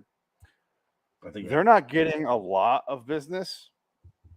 So I understand why they're not getting all this merchandise. Why we can't afford it. It's not worth it. I don't think that's it, because there was a steady stream of people when I was there. Both times I was there, fucking like 8 people max. Really? No, I was I had to wait for people because we were basically in line behind 3 groups. And we had to wait for a while. So we took our time. I could film everything because we had to wait like 10 minutes. We were on that golf course for about 45 minutes in there. First time I went there, I forgot about this till right now. Guess what? I had to wear the entire goddamn 18 holes. Oh. I had to wear a fucking mask. Oh, that's ooh, yeah. Lest I breathe in the evil COVID Twilight Zone air. Oh yeah, no, I would have done it. I would not have done that. No way. So I'm taking pictures, and we're like, "Fuck this!" Like taking out the masks. Yeah, we're in the back. Zero people there the first time. Yeah. Like there was when we got to like hole 4. Some people came in, and there was like 3 people behind them, and that was it. Like I said, 8 people total, but they're all behind us. You have to do a reservation, yes, and show up on time. But yeah, it's kind of loose after that because they're not like the guy is so fucking stoned at the front that you're not. Oh, hey, you have an appointment? Yeah. All right, cool. He doesn't look it up. Like there's no. It's $22. Go get your ball and your club. Yeah, I wanted the guy to be a Twilight Zone fan too, because I hated to say it, but when I got to we finished the 18 holes, and I'm like, hit the last one into the nick of time. Yeah. What's it called? The devil. Not a retired child box. Yeah. But then you're like, all right, I'll bring up my thing. You set your stick down on the glass table, and you're like, all right, what do you got to buy? Cool, nothing new. Nothing at all. And he's like, hey, what do you need? Because nobody else is there. There's nobody coming in after me, but you have to have a reservation. Yeah. And he goes, what do you need? What do you want? And I was like, do you guys have any other shirts other than what I see here? Because last time you had like different ones, but they weren't there in the sizes I needed, but I don't see them. And he's like, that's all we got, man. You have literally anything else that's not here? And he's like, no, man. And we're sitting there, and I'm looking around. He's making a conversation with my wife, and I was like, I do a Twilight Zone podcast. I wasn't trying to get him to listen. I'm just bringing it up. I'm like, I'm a huge fan of the show, man. I was just making small talk. He's like, oh, cool. I was like, you probably heard half of we're like the second or third biggest. Okay. You don't care. Like, this thing that you're working at, devoting your life to right now, you don't care. Okay.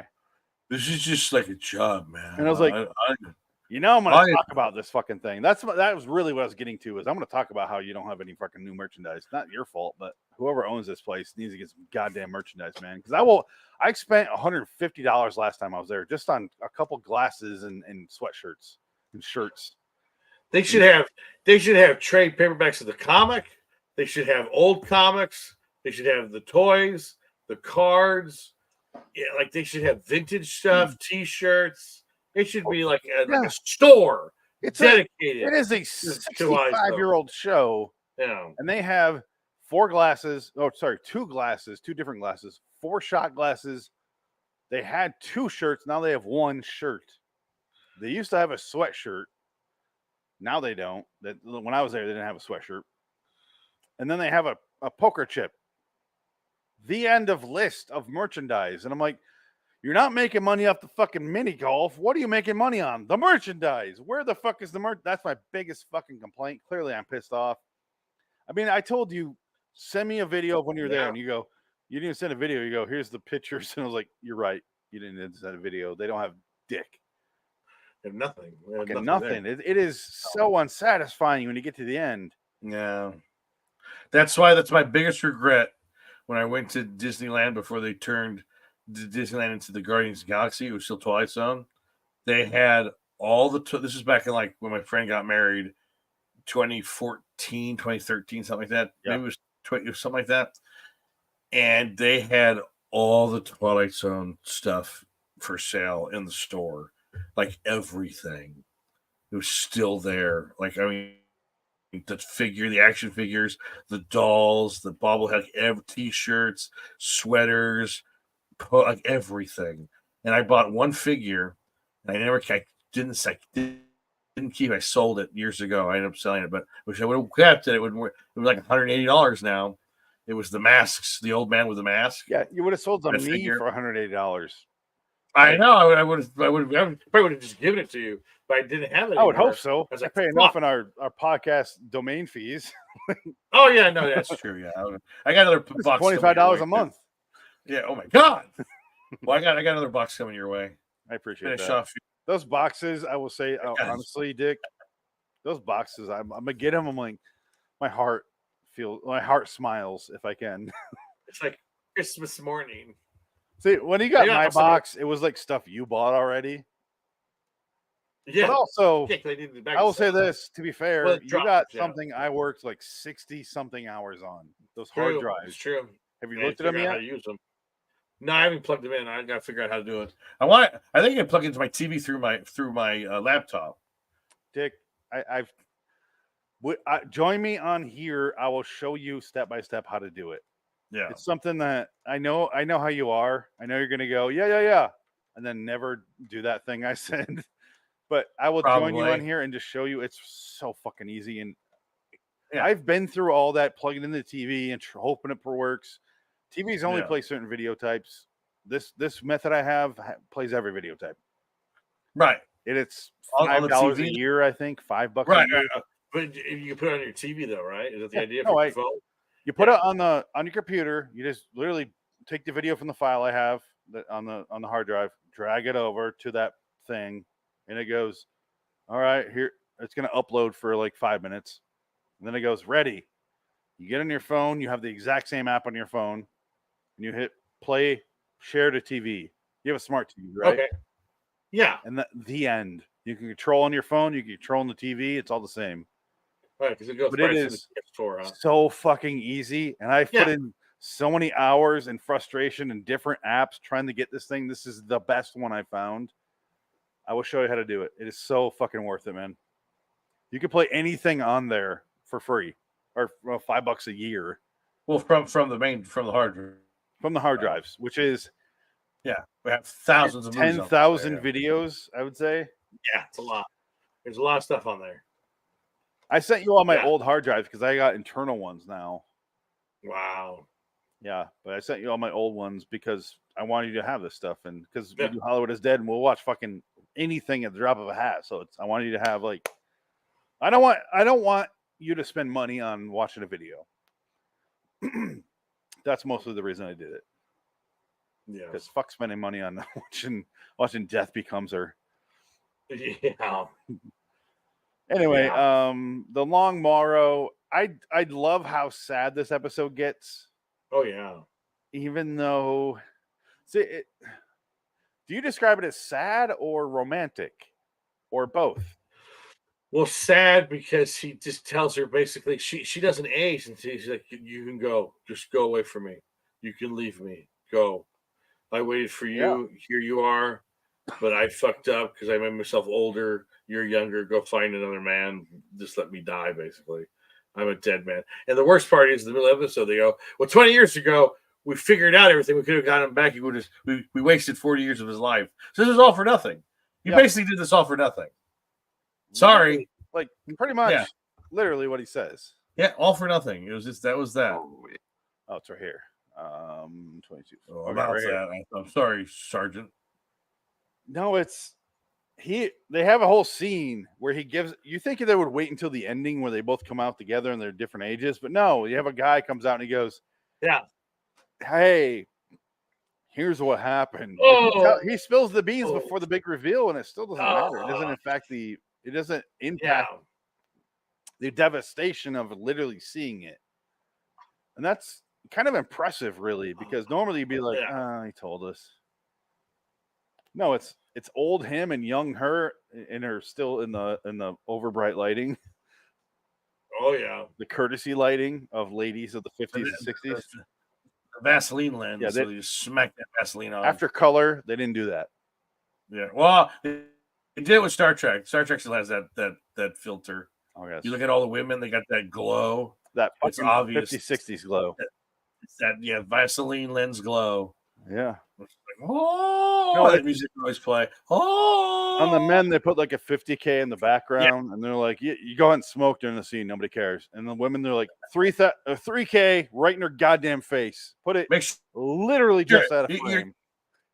Honey, we got a little gel on you. Here, have a cigarette and go run a mile, and you can get that off. Burn it off. Exactly. You're not eating lunch today, honey. You're gonna get some water and maybe a cracker, and it's it. Here it is. You are the way I am. Doesn't make any difference. I'm going to pause it several times. It makes a difference, Sandy. It's 40 years of difference. That's too much difference. No, it isn't. Put it in her. Michael Douglas did it. Michael Douglas pulled it off. Fuck. He's still breeding. The fucker's still having kids. He's like 75. He needs to stop. He's gross. How old is Michael Douglas? Is he 75? 70-something. He's got to be up there. He might be closer to 80. I don't know. He's pretty old. He looks pretty old. He's racked. He's 79 now. Holy shit. Wow. Oh my God, he's still having fucking kids. This goddamn. If my sperm still works. Yeah. He has. Oh God. He was married like 3 times before, though. So I think he has like 5 kids from other. But still, family. He has a woman that like people fucking wanted. Back in 2000. Yeah, she kind of aged out though. She don't look that great anymore. No, but anyone fucking ages. But goddamn, he's 79. Well, that's what Gilbert Gottfried said. He goes, I would gladly take lupus if I could eat her pussy. Because Michael Douglas was talking about getting throat cancer because he ate so much pussy eating. And then Godfrey, I'd love to get lupus eating her pussy. Yeah. Fuck off. Go away. Oh, you go away. Jesus, go away, Sandy. I want to play my filthy again. Just asshole. Because I'm not wrong. Get the fuck out of here. I'm trying to listen to the dialogue and you have the bleeps over it. I just don't understand why you did that. What, you're ruining the original writers. Oh. People think I'm posting Twilight Zone. It's the very, very first word is filthy of every episode of that show. Filthy Twilight Zone. Joke!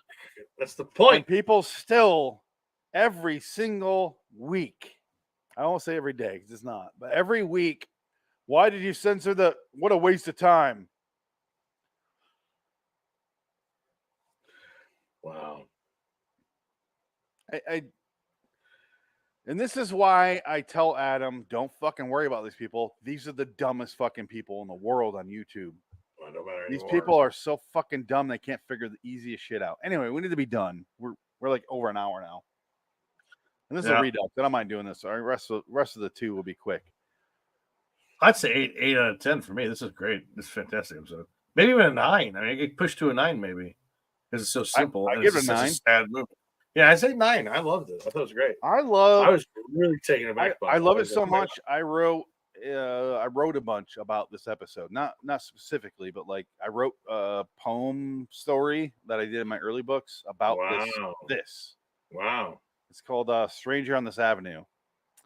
It's just a guy who went to space and aged and blah blah blah. And actually, it's in my upcoming one. Never mind. A little spoiler. Something I'm working on. Oh. Been working on for a decade plus. Oh. I'll get to it when I get to it. No, it's on the next one. Was it Twilight Zone poetry for it's years, 10 years of work or whatever? No, it's I've been writing about this and I love the concept of this, the disconnect of 40 years. I mean, it's not the same idea like, that. This one's more like a tragedy. Taking 40 years is almost a vacation from Earth because of tragedy sort of thing. Right. What I'm doing. But this episode honestly means a fucking lot to me. Like, this is an episode I think about a lot and refer back to my own writing because it is one of, and this is, we talk about Twilight Zones that don't have the sci-fi story element to it. This one does kind of, only because he goes to space. Right. But really, other than the space thing, if it were anything else, it's not a sci-fi story. It's a love story. Oh, yeah, absolutely. It's a bad love story. Yeah. And I love that. It's a tragic love story. It's Romeo and Juliet's tragedy. It's a Shakespeare tragedy. It's a Greek tragedy love story. Yeah. And it is definitely one of the better pieces of writing. Yeah. Because, like, as we said, 3 sets, not much happens. You better goddamn write your ass off for that to be interesting. And we gave it a 9. It's kind of sad. It's like, I wish this could have been the last episode of Twilight Zone. It's in the 5th season. If they push this one, halfway. Have this be the last episode. Have this be the ultimate, the ending. So basically, you end on a really sad and sour note for the Twilight Zone. Wait, well, it would have been better than that fucking pool, the magic pool. Then when you go to the bewitching pool, Dick. Yeah, bewitching pool. Or the fear. The fear. I just don't know. I fear the bewitching pool. It is. I don't know. I'm so glad you gave it a 9 because I also give this a 9. It is. I'm pretty sure I put it in my top 10, like number 8 or 9 or 10. I would say yes, absolutely. But it is. I'm very glad because I didn't sway you at all before we reviewed this. We haven't talked about these episodes we're doing tonight at all. No, not at all. No. So it's nice to hear because Frank is like, I'm sure Frank was like, Adam probably, but even though they like sci-fi stuff, right? Yeah, It's probably too sad for Adam because Adam at his heart is a sweetheart. Yeah. And he probably thought this is too sad and he just wrote it off. Yeah, probably. But I have to go back and listen to remember, and I will not do that. Because I, at heart, am a sweetheart and cannot listen to anything Adam did with us. Oh, really? Still can't do it. You can. I can't. Yeah. I still can't do it, man. It's been years at this point. Yeah. Still. I haven't heard Adam's voice since he did our last show together. No. I will not do it. No. And that's same reason I love this episode. It's just it's about love. And it's a bittersweet. Yeah. It is so goddamn bitter. It's a bittersweet symphony of life. Yes, just like the Verve told us it would be. You try to make some money. Not the Verve Pipe, whose biggest song is about abortion. The Freshman. Oh. They were only freshmen. That's what the song was about. I didn't know that. I will say this, Dick. Heard that song in 20 years. Write this down. Listen to the Verve Pipe's version of the Freshman acoustic. Wow. Where he just sings it, and you're like, I don't know. I listen to that a lot after we finish our shows, and I'm like, wow, fuck, man. Like, it gets me. I'm a sappy fucking dude. I really am at heart. And I think I've admitted to that 1,000 times in the show or different shows. But I listen to certain things and they fucking get me, man. And that song. What happened? This episode's definitely in there with gets me, and I don't expect it every fucking time. Because even this time I was like, it really is just like 3 scenes. And I'm not gonna, he fucking gave her like don't go out there. He's old as shit and you're young and can fuck anybody. Don't go. And she goes out there and he's like, why don't you fuck off? His dick stopped working 30 years ago. Bob Dole's not around to give us Viagra. It's not gonna work for a while. You're wrong, Sandy. You have to go. Sandy, you got to go. Please go. Please go. Timing. Please go, bitch. You don't mean that. She touches his face. Why don't you fuck off? Okay, this is the set we're talking about. It is so cheap. Oh yeah. It's the same set from Eye of the Beholder, where they walk. She runs down and sees the Hitler pig. Yeah. Only there's a TV here instead of an elevator. Oh, the program I'm watching this on right now, Dick, is the same program I'm talking about that you can watch anything on from that hard drive. It's the same exact program. Oh, okay. I watch everything on it. It plays any All video. But anyway, same fucking set. It's literally these 2 archways, right? It reminds me when your film was it yours or Remco's where we had to build goddamn archways? Was it Remco's? I think it was Remco. I think it was because yours was just a set. Yeah, it was Remco's. Yeah, I had 2 sets. We had to do the stucco, like the fake stucco look on the. Yeah. I remember. Was that Perry's booth? I don't remember whose it was, but I remember carving into the goddamn styrofoam, like making it look like brick. And yours was like basically just wall, bed. Yeah. Well, because we had 2 sets.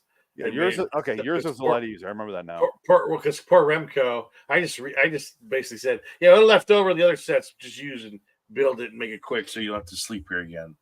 I tried to give him as least of the work as possible. Yeah. He still had to sleep. I had to sleep on that sound. It was awful. I remember mine where you, Remco, and Michael would not help me, so it was only me and Perry. Yeah, we were off doing our own thing. We had to do our own. Me and Will Sasso had a falling out. Will Sasso. Anyway, Alex Borstein looked at you like you're such an asshole. She looked at me like she was confused, rightfully. I don't blame. What's going on? Again, I don't blame them at all. What's going on over here? It's me. No. Let's hear the outro, though. Oh, well. Long Morrow. You know what? Let's do this. Until next time. In the meantime, I'm Phoenix West.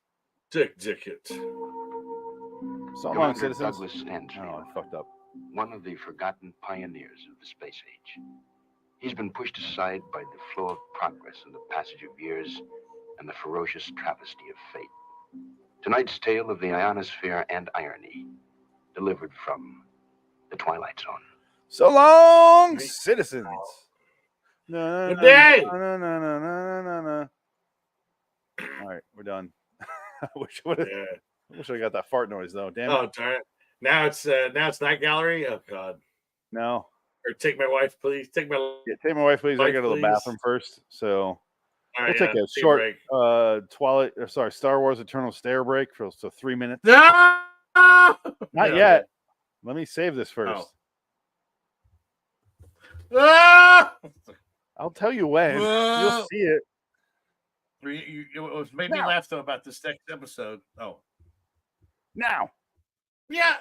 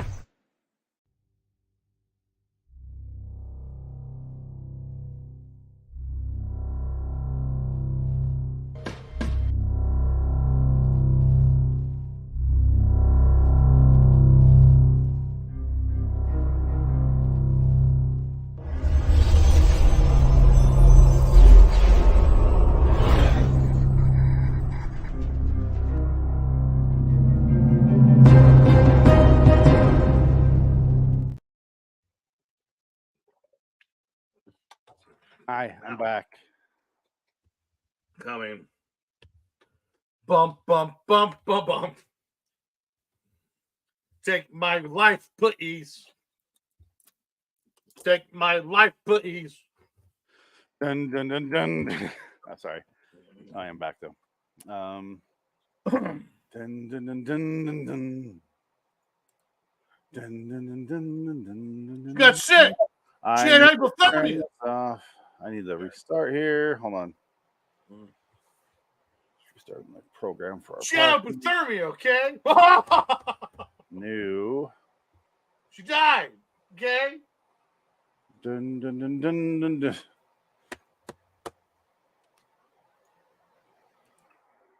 Right. Test. All right, we're good.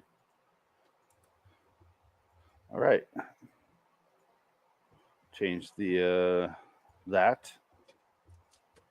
Change that too. Let me change the background real quick, and we're good. Bum bum bum bum bum bum. Oh, don't mind me. I'm just doing Bum bum bum bum bum bum bum bum bum bum bum bum bum bum. Fatal Attraction, the novel. You need to pull it out and wake it. I did. I can turn your camera off. I won't be ignored, Dan. Found that book for 10 cents. What, are you going to read it? No. Exactly. I think it's like kind of hard to find, but it's not in the best of shape though. Now there we. But let's go. Podcast. Fatal Attraction podcast. Oh wait. Yeah. When's the last time you watched Fatal Attraction? The other day. That's why I brought it Really? up. I watched it the other day. 20 years, I'd say. It's a great movie. Glenn Close is fantastic. Intro time. Video. What are we doing? 85? They were doing Take My Life, Please, right? So let's do, I don't know, Chris Serling? Sure, why not? SNL or SCTV?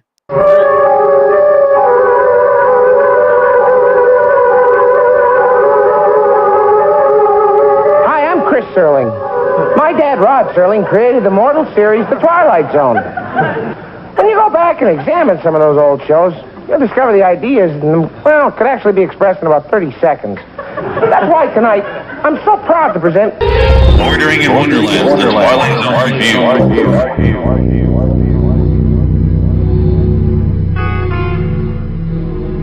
Until next time, this is Chris Serling. Hello, citizens. Sorry, I thought it would play longer. Wow. Welcome to LIW, The Twilight Zone Review episode, and this is real, 436.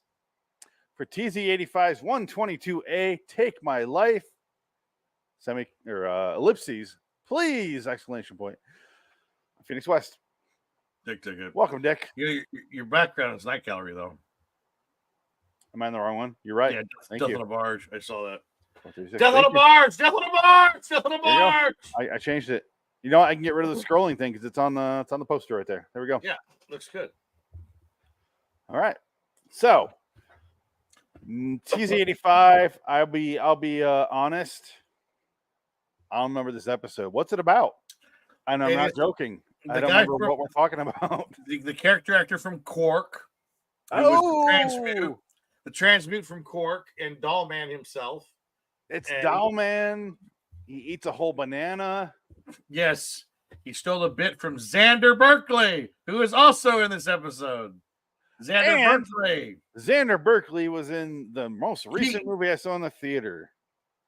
Oh, God, that new one that just came out. I watched Butcher's Crossing. Wow. And it shows an old man with long hair, and he's old. And I go, God, he has like striking blue eyes. Looks like Xander Berkeley to my wife. And she's like, I don't know who you're talking about. Why are we here?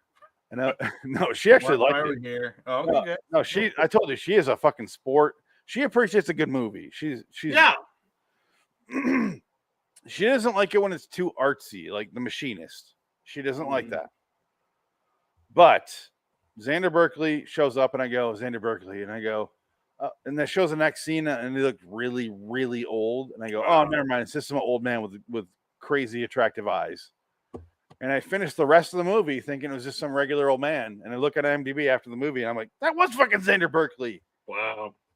And I've seen him in a lot of stuff recently, so I know what he looks like. They still I knew that was him, but then gave up the thought. They probably aged him up for this or made him look kind of kooky. They did. Yeah. Butcher's Crossing is fucking solid, man. You should check it out. It reminds me of Pig, only not as good. Really? Okay. It's like a couple notches below Pig. Is he in it a lot, or is he? Oh yeah, no, it's a Nick Cage movie. Oh, okay. No, it's solid. It is definitely worth watching. When we do our show here next week for Butcher's Crossing, you should check it out. Yeah, but what is it on the? I don't know. We'll figure it out after the show. Yeah, but after our Hollywood is Dead episode, we'll talk about where to watch that. And like I said, but it's only playing in one theater in a 75-mile radius of me. Don't do that. But no, it's actually close. It's downtown. It's literally the closest theater to me is playing, and that's it is. It wasn't fucking incredible or amazing, right. But I was I'm glad I watched this actually. Right. Well, I need to still watch Flowers, Killing of the Flower Moon. Yeah, I gotta see that. No, it is a slow, methodical, and then suddenly you're like, oh fuck, this is where this movie's going. One of those kind of things. Is it like a Bone Tomahawk crazy, or I still haven't seen Bone Tomahawk. It is on my short list. Or is it more of a Ethan Hawke Western? No, it's with John Travolta. Well, from what I know about Bone Tomahawk, this sounds like it's a Pig version of that, where you think it's gonna go to that crazy fucking and then it just never does, but it's still fucking awesome to watch. You know how Pig where here, but you're not disappointed it didn't go there. Right. It reminded me a lot of Pig. But I'm not gonna say it's nearly as good as Pig, but it is definitely worth a watch. Right. Okay. Yeah. Check out Butcher's Crossing. I'm sure it's going to be on Amazon in no time. I mean, I gave it a 7 out of 10, but for this, how low budget it was, goddamn, they did such good work on this. And I was so worried at the beginning. I'm like, fuck this. This is stupid. Oh, you got me. Okay. Because it literally, I showed you a video. I'm like, literally starts with the Shawshank Redemption score. Yes, it does. Yeah. It is the score of Shawshank Redemption. And they play throughout the whole fucking movie. But wow. By the second half, I wasn't really thinking about that. Yeah. Interesting. Anyway, Take My Life, Please. It is part A of this episode is the Devil's Alphabet. And then I think part C is the library. So we are done with this episode. We're done with 122. Wow. Right? Yeah. And you did you watch that? Oh, this is part A. And then B and C. Yeah. Sorry, no, it's a successful comedian. He's driving away from a show, going to another show. Xander Berkeley's in his car. He's desperate because he goes, "You stole my bit. I got a family. She's pregnant. You stole my bit, and I want money. I'm going to take you. You give me money. I'm robbing you." He goes, "Ah!" They get in a car accident and flash. He's basically in this underground, unending backstage of the Comedy Store, and he goes, "Oh!" This agent comes up to him, and goes, "Hey, buddy, love. Hey, how you doing, man? Well, I got your show right now. You go perform. It's basically an audition. To figure out the rest of your life, or 2 eons. It's not forever, but it's like 2 eons, okay, which is pretty good." I got you signed for 2 eons. It sounds like 2 seasons of a show. Yeah, it's 2 eons. Yeah, and he goes in there, and basically it's hell, and he's a comedian, and all the bad things he did, and the audience laughs at everything, and he's sweating. He's like, "So what?" He talks about his mom. "Tell us about your mother." "It was why? So why? Yeah, I kicked her out." And then she died. I don't know. Who knows what it was? Yeah. Tell us why she died. You know it. Yeah. All right, she froze to death. That's the real truth. Hypothermia. And everybody laughs. And she's no. And he talked about how he stole that guy's bit, and he gave him money, but he thought that would be enough, and he was stupid because he got married. He was a married guy. Shouldn't go to the business if you're married. Well, she was right. I mean, he's not wrong. Because the guy, you don't become a comedian when you have a baby and you're married. You're not going to make any money being a startup comic. It's stupid. Oh, tell me about it. God, it's so bad. This is so annoying though. This bit that he does. It's just schlocky crap. It is the stupidest fucking bit to base this entire premise on. Yeah. Let me just say, I'll say it right away. I love this episode. Why does he have a banana in his pocket though? I gave it an 8. Wow. Okay. Yeah. I fucking love it. I give it an. I love his performance. I think the performance sells it. Anybody else, it's harder to say. This guy's a good actor. Tim Thomerson did such a fucking good job. He's great, and he really sells it. He has a banana because he was, he's in on that the a bit. Yeah. But here's the glasses are upside down. But here's the bit. It's not a bit. No.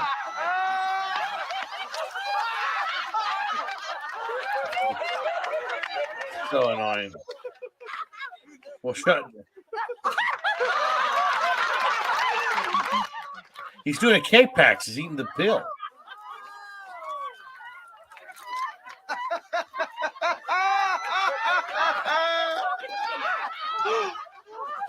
Now that you got it in there, what are you going to do with it? To the people! Speaking of Fisher Stevens. What was that? Hack the planet! That's what it reminded me of. Fisher Stevens! When Fisher Stevens is in front of the computer and he's, hack the planet! That's what it reminded me of, but... Oh, that's the fucking bit he stole. There's no bit. That's just terrible. It's not very good. I'd be upset if that was my bit. I wrote down, Doll Man eats a whole banana. Right, yeah. Doll Man. He's held up in the car. They crash. Yeah. My next note is 628. There's a transsexual anonymous joke. And I'm like, yes. What you're referring to is Gene? Yeah, I don't know. All right, here it is. Good point. Yeah. That's all I can think. Because this man, we only know him really from Doll Man and playing a transsexual on Quark, a show that we've done on Hollywood is Dead. Please transmute. And then here he transmute. Sorry, I'm so sorry. Oh my God. Transmute, please. I was a transsexual one time, but I got over it. I went to Transsexuals Anonymous. I went to a meeting and two people showed up of the opposite sex, and I was both of them. That's where I'll stop. Because enough with the fucking snare. Yeah. All right. Let's take Susie Sue and the Banshees at the one of the girls from the Bengals. Yeah. Oh, I love Susie and the Banshees. Yeah, you keep bringing them up, and I'm like, I did check them out that one time. I was like, this is delightfully crazy. Oh yeah, they're punk. They're early. She's the queen of punk, basically, from the 70s. And then she kind of got more kind of poppy, but it's still punky poppy. I would say. Too punk. Now she's like 75 and she sings like this. She still got it, but she sings like this. I'm a punk guy, and you sent me this, and I was like, okay, what the hell's this? Like, here's Spellbound from 81. Oh, Spellbound's good, yeah. Spellbound. That's in a lot of movies. I want to go halfway. That song's in a lot of movies. And Tim Burton used them for Face to Face and Batman Returns. That's the song in that movie, it goes from Prince to Sue and the Banshees. That shows you how much power Tim Burton had over Batman Returns. I mean, that's kind of insane. It is. This isn't the punk I listen to.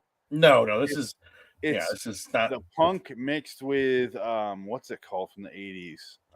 So the new wave kind of new wave. Thank you. Synth almost. It's synth new wave punk, which there's a lot of that in the early 80s. Oh, yeah. Like Devo is huge in the punk scene. I don't know if you know that. Because Josh Freese, the drummer of the Vandals, which is one of my favorite punk bands, they are just like Bloodhound Gang, more punk, but they have funny fucking songs. They have a song called 14 where he talks about just waiting those years until he can fuck her. They are so goddamn funny. You would love them. If you just listen to the lyrics or pull up the lyrics while you listen to them, you'll love it. But anyway, he played for Devo. He was also the drummer for Devo after the original drummer, whatever happened with him. But yeah, so there's like a bunch of crossovers with Devo and punk, and they don't sound punk at all. And this is it reminds me of the same, which is like it's more new wave than punk, but they're also part of that scene. In which we fucking hated that scene in Liquid Sky, the B-movie episode. Which has yet to be shown on YouTube because it was pulled, basically. I was looking into that, and there's no restriction anymore. No, put it back up, see what happens. I want to hear that episode. It's already up. Is it? I looked. There's no restriction. I'll look right now, and Is it on the Podomatic on the anthology show, or it's on? So you're talking about just YouTube, right? No, I'm talking about the podcast, Podomatic. I can't control Podomatic because I don't see it on there. I never they saw don't it. see YouTube is fine. Is it on YouTube? That's all I know. Yeah, YouTube because it's a live show, man. No, I know, but I don't think I've seen it on YouTube in forever. So I'm going right here. Yeah, look it up. Look it up right now. B movie battle. Just I sent you those old Rob Lowe DirecTV commercials, right? Oh yeah. Did you watch those? Those things are fucking. I need to pull that up. I did rewatch it, but also I want to watch it with my wife because every time he comes on the screen, we're like, "Hey." They're hilarious. When he does what a cable takes forever to show up. What if it's a girl or a guy? No, it is goddamn funny. That is it's pretty solid. They changed it. How do I go to where I usually go? This is so confusing. Content? Okay, here we go. I found it. So when did we look at Sky? Last year? No, I think it was earlier this year. It was before we disappeared for a month. Okay. That time. So here it is. Here, Liquid Sky public. It's I'll play it right now. Wow. Yeah, here it is. Memoirs of an Invisible Man, still only 10 views.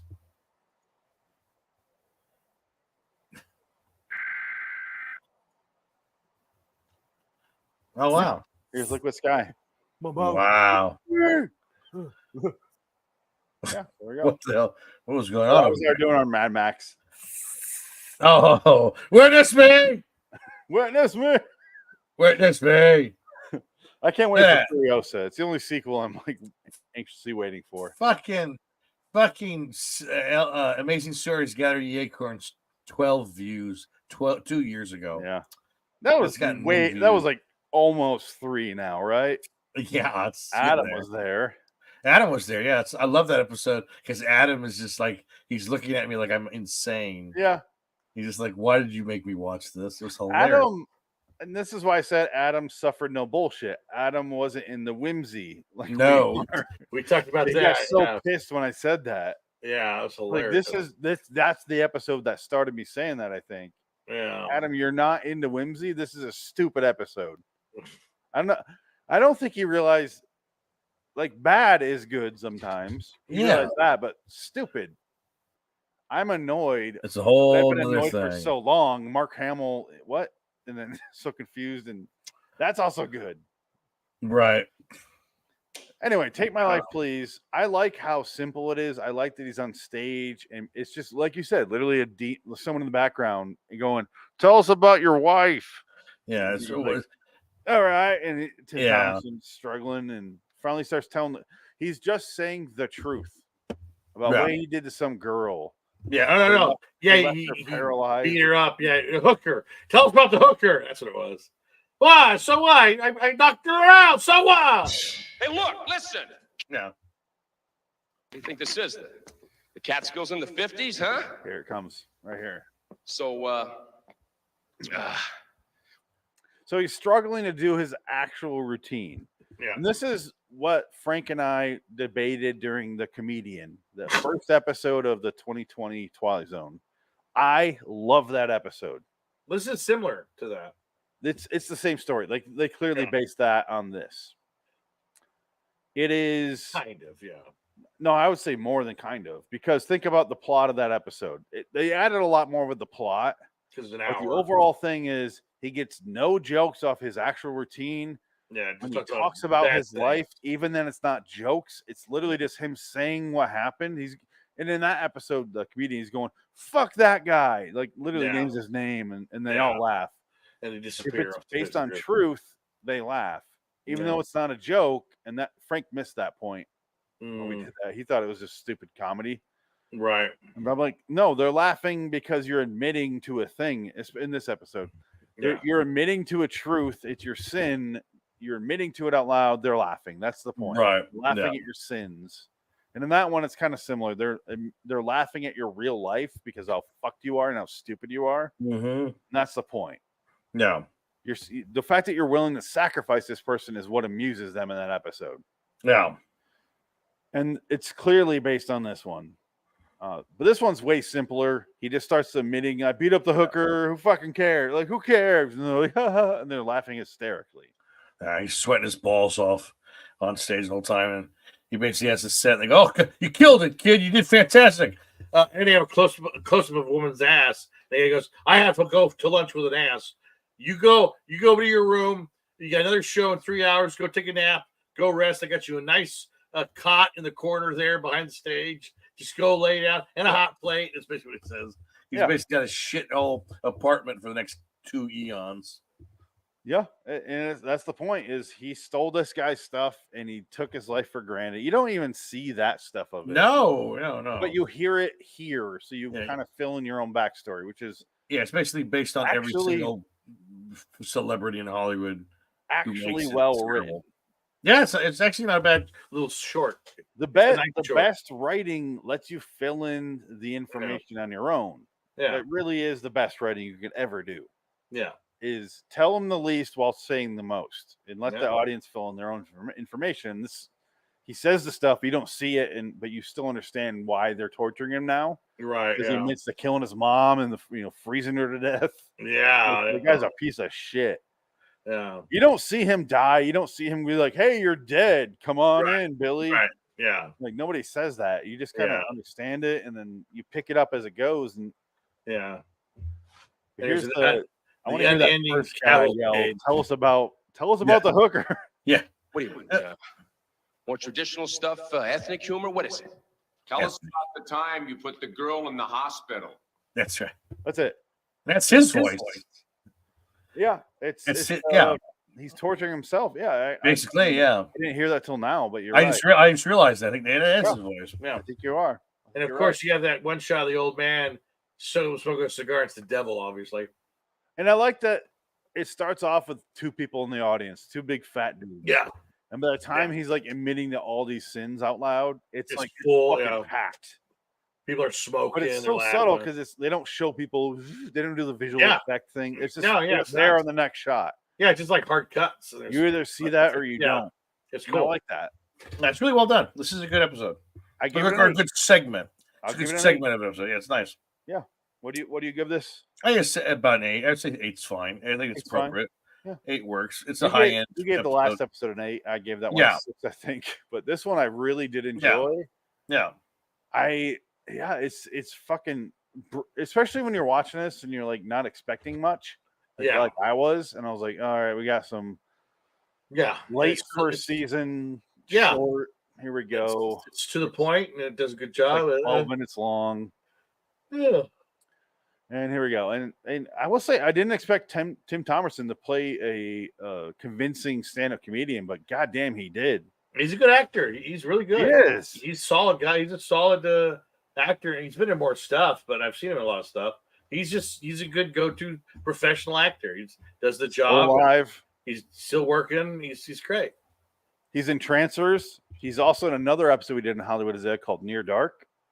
That's right. He's the dad. Yeah. He's great in that. Yeah. He's a solid actor. Solid actor that never got his comeuppance. Like he never got what he deserves. Like, never got that bullet to the back of the head like he deserved. His comeuppance. Yeah. But yeah, no, a good one. Definitely better than half the shit we've seen on Devil's the show. Alphabet, which you remember was that like fraternity of guys that would pass on as they die. You remember they would write?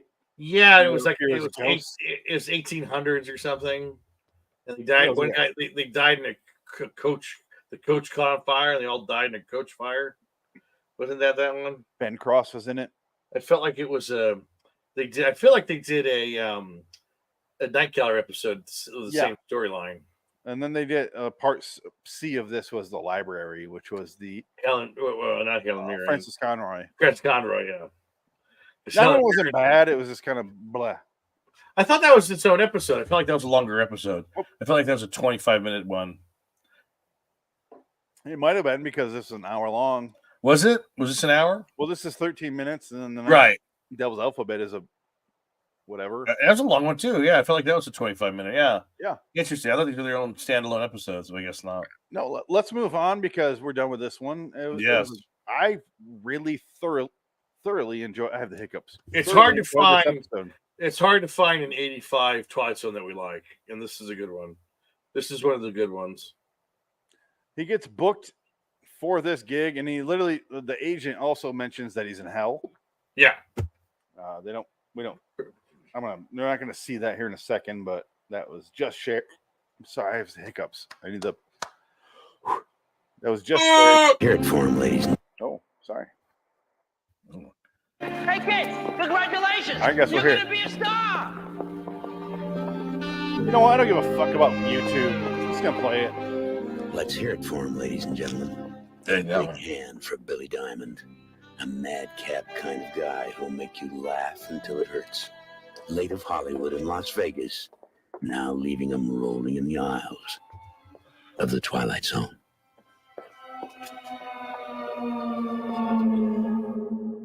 Until next time. And in the meantime, I'm Phoenix West. Take it again, Billy. So long, Billy. Honestly, See Tim you, Thomerson, if you're watching for some fucking reason, We love you. You're appreciated. You really are. We enjoy your work. Don't let hiccups distract you. Also, Xander fucking Berkeley. Always solid. Damn. You can't watch my motherfucking TV. Yeah, he's Ralph. Xander Berkeley's so fucking good in Butcher's Crossing. I thought it was him, and then I went, oh no, that's clearly not him. That's an old man. He's that fucking good. That is next level. Oh my god. He's in The Walking Dead. He's in so much good stuff. Oh, he works all the time. That guy did not stop. Yeah, he's a character actor of the extreme. And I've seen him recently, so I really didn't think it was the crazy old man that's dying. These hiccups are killing me, man. Sorry. Well, that's all. Let's go next episode, which bye. is We got one Night more Gallery. Night Gallery. I'm sorry.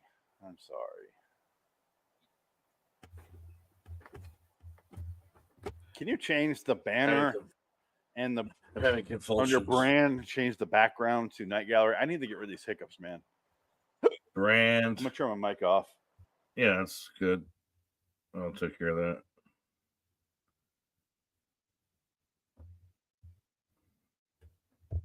that. Where's this at?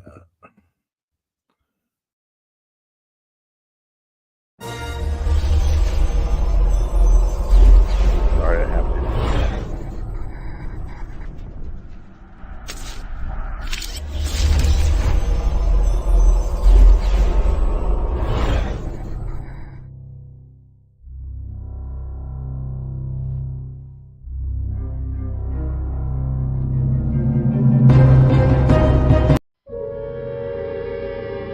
You're entering a realm which is unusual.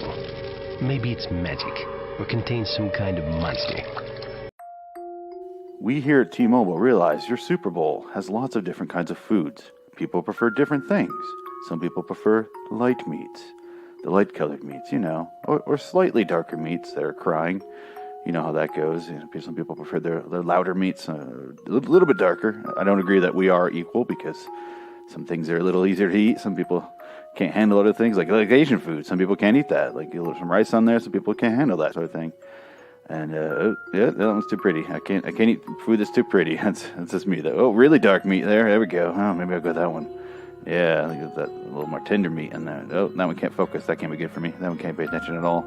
And, holy shit, that one's terrified of me. That's probably gonna be the one I eat first. Just oh my god, it knows what I'm doing. It knows what I'm thinking. That dark meat. Oh my god.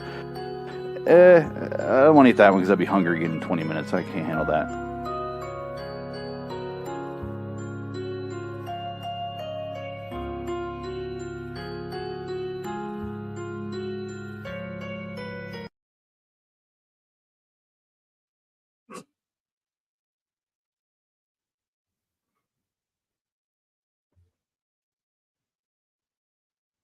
Be comfortable in the sense that there's no need to stand on ceremony.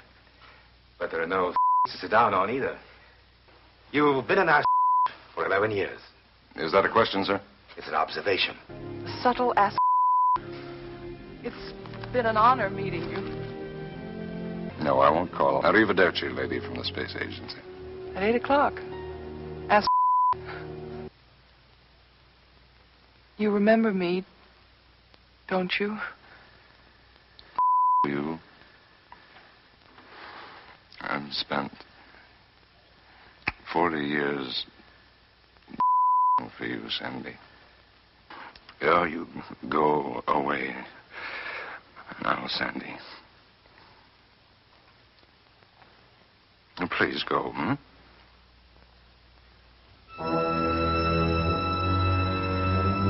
Commander Douglas Stansfield asked. Imagine, if you will, an announcer you can barely understand. He refers to a but you're not quite sure what he said. He seems to be eating something, or perhaps he's a little drunk. It's remotely possible that he just said something about the scary door.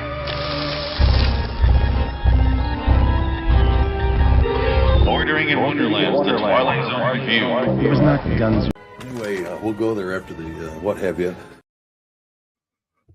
Shut the fuck up. Frank, Jesus! Can't you ever shut up?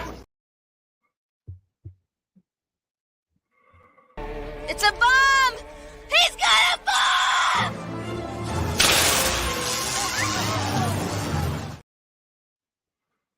I want you to fuck me, Larry.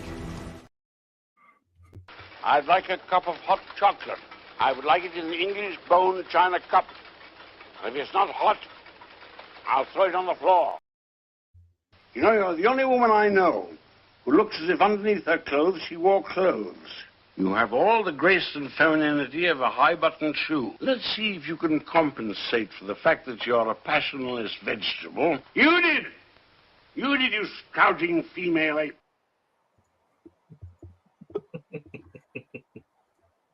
Classics. These fucking hiccups will not go away, man. Why don't you give me a name and a face?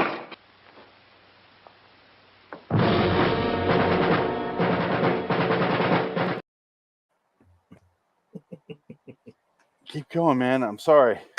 Oh, that's okay. That I wouldn't know. Please. Oh, stop treating me like a retarded child or something. Something wrong with her. I know she's not deaf or dumb or retarded or anything. I didn't want it this way. No, somebody, please. Anybody want somebody listen to me?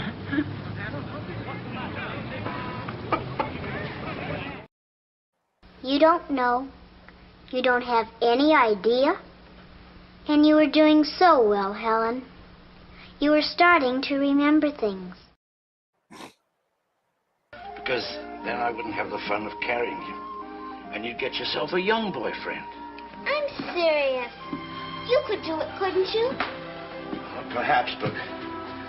No, Jenny, I mustn't do it. Why? Edward Country can't be voted out of office. I'm Hitler. I'm in a bunker. It's the end of the war.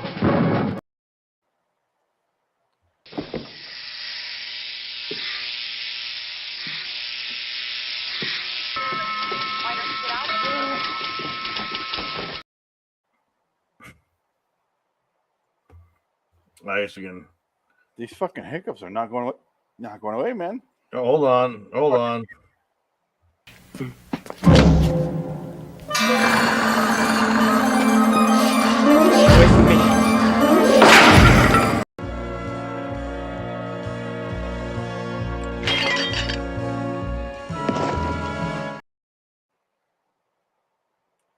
Why do you keep playing that one?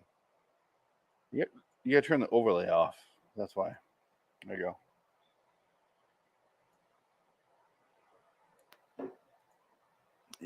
Here we are live. I have hiccups. Let's go ahead and oh god, let's play. What are we doing? Night Gallery. You're entering the vicinity of an area adjacent to a location. The kind of place where there might be a monster or some kind of weird mirror. These are just examples. It could also be something much better. Prepare to enter the scary door.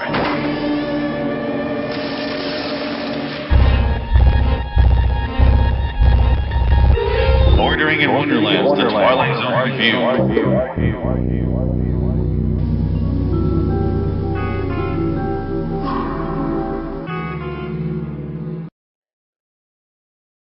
citizens. Welcome to LIW, the 20th review, episode 437, Night Gallery 312, Death on a Barge. I am Phoenix West. I was just momentarily joined by Dick Dickett. I have the hiccups, but Dick just vanished off the stream. So I guess it's just me and with hiccups. And I'm so sorry. I spent like 10 minutes trying to get rid of them. Here's Dick. Dick, these fucking hiccups will not go away. No, well, it was so bad the internet kicked me off. Is that what it was? They're mad at me for playing those videos. Without copyright. Copyright. Come on, push. They will not go away, man. I kicked Steve out. So what? Phoenix out. He died of hypothermia. Oh, sorry. Oh, that almost worked. This is Night Gallery Season 3. It's one of the last episodes of Night Gallery, which you can tell because the music is different than the other series. Yeah, it's very aggressive. Real aggressive. Well, let's play the intro by Rod Serling, and he goes on. Yes. This is a long one, yeah. We offer you both tricks and treats in this special realm where the national dish is pumpkin, national flower is wolfbane, and our national anthem is the funeral march, which should give you some definitive idea as to the nature of this place. We show paintings like this one in a color scheme of blood red.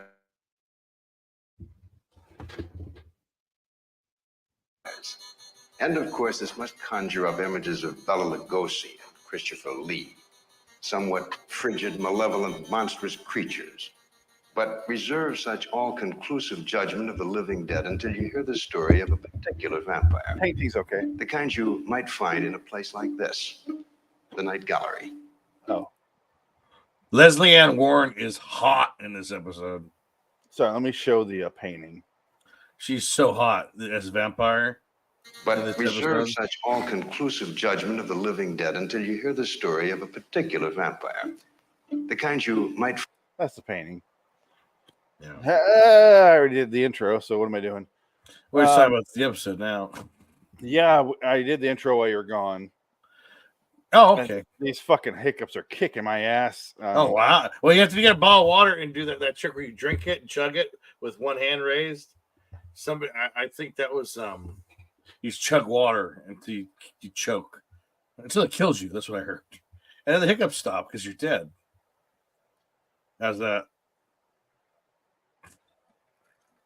Look at that. I ran out of water. Oh my God, you're not going to survive. Get your wife in there. Get her bring you a gallon of jug of water. You know what? It worked. So far, so good. Oh, I'm going to leave my hand up. There you go. While we talk about Death on a Barge. Dick, you said she's so hot. Dick. Yes. Hated this fucking episode. It is boring. It's directed by Leonard Nimoy, by the way. Yes. His first directorial. Yes, Spock himself before 3 Men, a Little Baby, Star Trek 3, and Star Trek 4. Yeah. And that's about it. I don't know what else he directed after or that. Death. I don't think he had to direct much because he made so much money. I would say that 3 Men, Little Baby was a big hit. Yeah, he did one episode of TJ Hooker. Oh. One episode of The Power. By the way, my hiccups are gone. Hey. The Powers of Matthew Starr.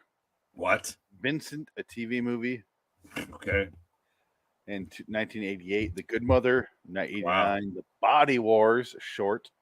Funny About Love, a movie, 1990. Holy Matrimony from 94.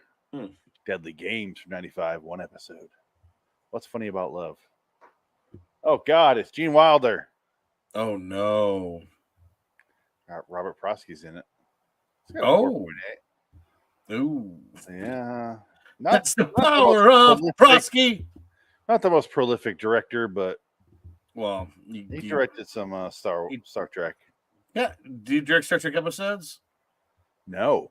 That's kind of just interesting. Movie 3. Movies. Yeah, he did movies, but I mean, he'd be primed to be directing DS9, Next Generation, maybe a little bit of Voyager. I mean, the guy was still around for a while, but he was older. But it's back in the day when you could be in stuff without producing it. Yeah, I guess. For instance, he only produced The Undiscovered Country. Right. Yeah. That was it. Yeah. Nowadays, it's 65 producers. Every single actor on the call sheet is a producer. They get their extra check. Produced by Chris Pine with his production company, Pineverse. When Butcher's Crossing started, I turned to my wife and I go, "Oh, by the way, it's really cheap." And they tried to get this, in the theaters for a long time. So you're going to see like 15 independent movie logos pop up, and it was like 5 solid minutes of. Oh God, yeah. Like that's those annoying. You know what I mean? Those solo producers credits. Yeah, And I'm like, just wait. It's gonna stop after. She's like, holy shit. I was like, yep. So many production company banners playing before the movie. I predicted 7. I think there were 6. Wow. But it was just kept going and going and going. Wow. So typical Night Gallery episode where it's boring. You mean it sucks? It's boring, but they have beautiful, like the women are always hot. The chicks are always good looking in these episodes. I don't know. You can't even fucking see her in the beginning part. No, but there's a scene. This is her.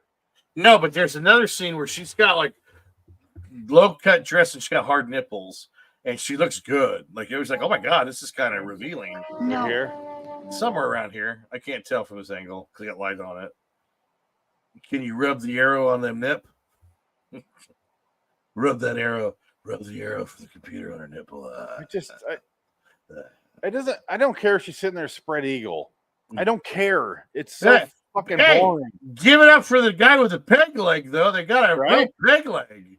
They got a peg leg pirate to be your dad. It's hilarious. I thought that was going to be what he stabbed her with was the peg leg. That would have been fucking incredible. That would have been way better. They gave it up for peg leg. Somehow he snuck up on 2 human beings or 1 human being and a vampire.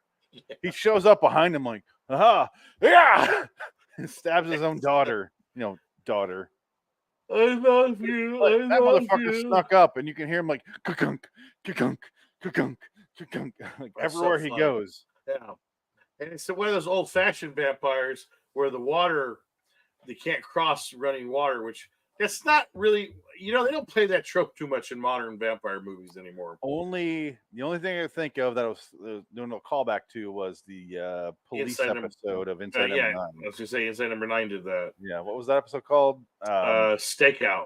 Stakeout, yeah. You remember because it was a pun. Exactly, about vampires. Good episode. So clever. So clever! No, it really was a good episode, and I never even heard of that vampire lore until that episode. Really, I've heard before. That. Yeah, that's like one of the earliest like mythos of vampires. They can't cross running water. They can't come in unless you invite them in. Sunlight, takes through their heart will kill them. Yeah, but you hear all that, but never that first one. Yeah, no, I've heard that before, but yeah, it's back in the day of mopes. Probably, yeah. I mean. Yeah, back in the day where if you lived in the feudal system and you were dying and you had like a little creek and you crossed the creek and they couldn't cross the creek, so that's why I guess. So live by a river, you'll be all right with vampires. Yeah, but you only have river on one side of your house. Like there's still the entire other side. But they can't get in if I don't let them in. If I don't invite them. So fuck you. That's what I'm saying. It's like why have that? That's why that rule's been abandoned because. Stupid. I love, as stupid as it is, the remake of it starts with an F with Colin Farrell. Oh, Fright Night. Fright Night. Yeah. The remake of Fright Night is, can I come in? He's like, no, like died way too young. And Anton. He's like, no, and then he backs up. And you see the house on fire, and I'm like, oh, that's fucking great. Like that part alone was great. The movie wasn't that great, but I love that. He's like, all right, I can't come in. Burns the fucking house down. Love that solution. All right, fuck you then. Yeah. Here's some fucking fire. That was a disappointing remake. Now go fight Christopher Mintz-Plasse in my weird studio in my weird museum of vampires. What the fuck was it? Well, it was David Tennant was instead of a TV host, he was a famous Chris Angel mind freak magician who happened rock star who happened to be a real vampire hunter because his parents were killed by vampires, and then he decides to fight the vampires at the end. And good thing though that Christopher Mitch Place didn't go the route of the original evil Ernie, the gay porno route of life. He was doing gay pornos for 20 years. Hey, it works out for some people. I mean, yeah, if you're getting paid $2,000 a scene, good for you. Hey, I'm gonna fuck this dude anyway. Hey, it ain't gay if it's money. Hey, gay for pay is a thing. That's fine. Gay for pay is a thing. It's cool. I mean, I've said on the show, maybe not this show, but other shows. If I was hanging out with a great friend and he's like, "Hey, I'll give you $2,000 to suck your dick," I'd be like, I mean, think about it. My dick's just sitting here. My wallet's pretty light. I mean, I got kids now. Why not unload my load and then you pay for diapers here. You give me that load of $2,000, and I'm sorry, I already came. I'm sorry. Yeah, So yeah. Give me 1,000. You said 2. Just give me 1,000. That's all you get. That was pretty quick, man. Is that good or bad? Well, that's just like what Norm Macdonald said. He goes, "If I was gay, I would want a small cock to suck, and I want him to come fast, so I got to deal with it. I just want a little dick that comes fast, and I can just walk away and be done with it. Oh, you're done. Okay, good. I can wash my hand." Good old Dennis Miller in the 90s, one of the best shows ever. That show is fucking funny. The HBO Dennis Miller show. Oh my God, that show was fucking hilarious. I love that show. That show's great. I wish it was on DVD or stream it somewhere because that show was awesome. Because I grew up loving Dennis Miller. I didn't realize he was like super right wing yet. And well, I mean, he got older and he got more conservative as he got older. But I loved him. I still love him. Yeah, he's funny. And because I have his books literally right there. Yeah. Are they right there? I think I got the rants. I have rants and rant again. Yeah. But I love Dennis Miller. No. But I talked my parents into letting me go to his show in Detroit. He's playing. I'm like fucking excited all year. What year was this though? 99. Okay, so this is like Radford's show. Freshman year. His show was pretty much done. Yeah. It was 8th or 9th grade for me, so 98 or 99, somewhere in there. And my parents were like, "All right, you can go if you maintain this, GPA." And I, of course, did not meet that. And they're like, "Well, you can't go." And I was like, "But you," and I didn't go. And I started to realize they probably weren't going to go anyway because they forgot, but I did not. Probably. Yeah. I always felt like this was your Charles Bronson. "Hey, Mom, get some cookies." No dice. This ain't over. That's what it felt like to me. You're getting your Charles Bronson. Literally right here. I have that one. Yeah, I have that, and I have that one, and I have the third one. I got the third one. I got the third one the other day at the thrift store for 25 cents. I've actually read the rants once. I've read Ranting Again, the sequel, like 3 times. That one's a good one because that one has looser. That one has the UFO, the UFO and smoking, and modern psychology, sports, the death of common sense. I don't know. Yeah. The UFO one's my favorite because he just totally demolishes the UFO mythos and just like these aliens. You're going to tell me these aliens can bypass black holes, nebulas, and asteroids and comets, but the New Mexican telephone wires are a real bitch. Like it's pretty funny. Like that's funny. And part of it is because it was before he. I don't know. Dennis Miller lately has just been political, and that's it. Well, I'd say he got political after 9/11. I think that's him and Bill Maher, if you put them together, they're like the opposite. They're like the yin yang of. Well, Bill Maher's starting to get a little bit. He's sick of the woke culture, so he's getting a little bit better. He's starting to go reasonably Democrat. Yeah. Where you fucking should be if you're a Democrat. Like fuck the woke people. Yeah, no, he don't like woke. No, fuck woke. Yeah, but woke's nuts.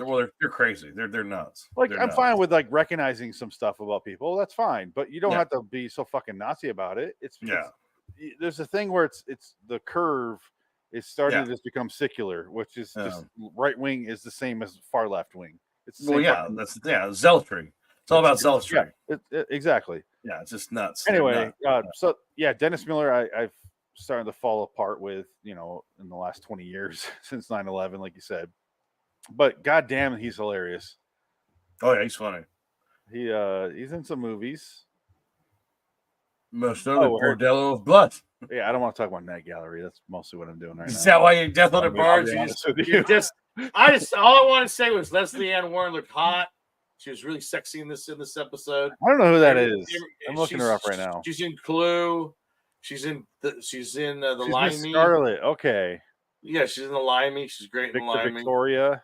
She's in a lot of stuff in the 80s. She's in a lot of stuff. Yeah. No, Miss Scarlet is all I need to hear. Yeah, Miss Scarlet.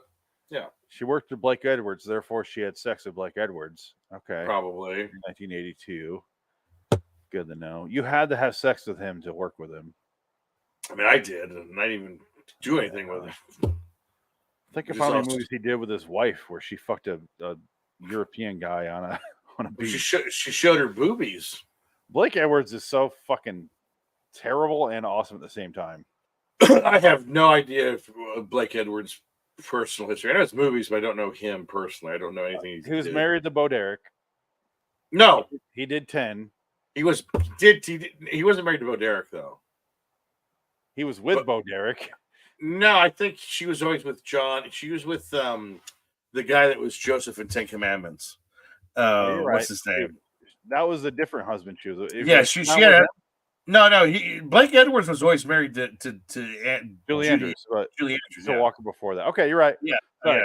No, he directed 10, but I was thinking of. I was actually thinking of her husband who. Yes, filmed the movies with him because he directed movies with him. Her fucking Europeans. You're right. Yeah, Bolero. You're thinking Bolero. Bolero, and there's another one. Yeah, no, she did a lot of softcore porno stuff, and that was sorry. Yeah, do it, honey. Do that. Now, Blake Edwards did Julie Andrews. Yes, she was nude, topless in one of his movies. She showed off her titters and SOB. Very, very randomly and stupidly. Yes, it was not bad. Not bad set, but small. She was also good. 52 years old at the time. She looked good to me. Yeah, I like a good MILF. I don't just saying. MILF out. Yeah. Blake Edwards talked her into it, and that's where I got my wires crossed there. They both directors and actresses had their wives do weird shit. But Bo Derek and John Derek. John Derek, yes, John Derek directed Bolero, and there's another one.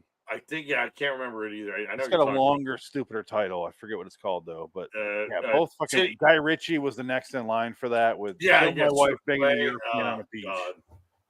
What a terrible time. There's a bunch of those directors, and you're like, why? Like that's why I respect the Coen brothers. They never had Frances McDormand blowing a European dude on a beach.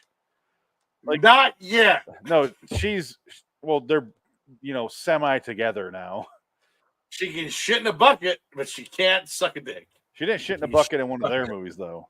No, not but yeah, some other foreign ladies movie. I still haven't seen that movie. I don't think I've seen anything recent except for Everything Everywhere All at Once. That's the only one I watched. It's fine. It's a little too long, but it's fine. I've been watching a lot of like weird horror movies, but this is a Hollywood is Dead conversation. Yeah, it's fine. This is we're not gonna have much to say. Nobody cares. Nobody fucking cares about Night Gallery. I don't care.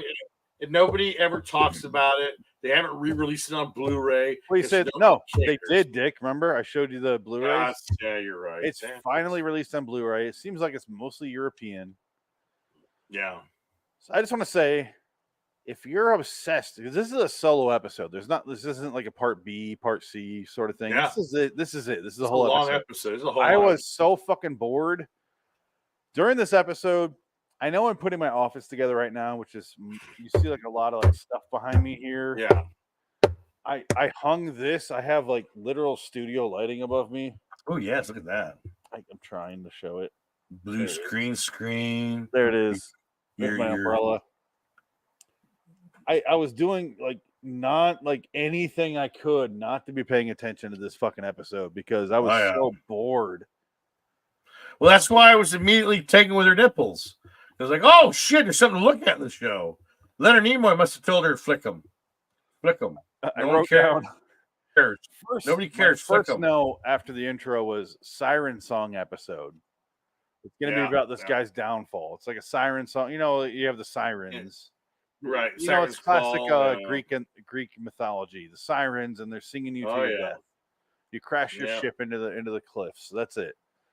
And I thought she was doing that at first, but then I realized maybe she's not. She's doing something more.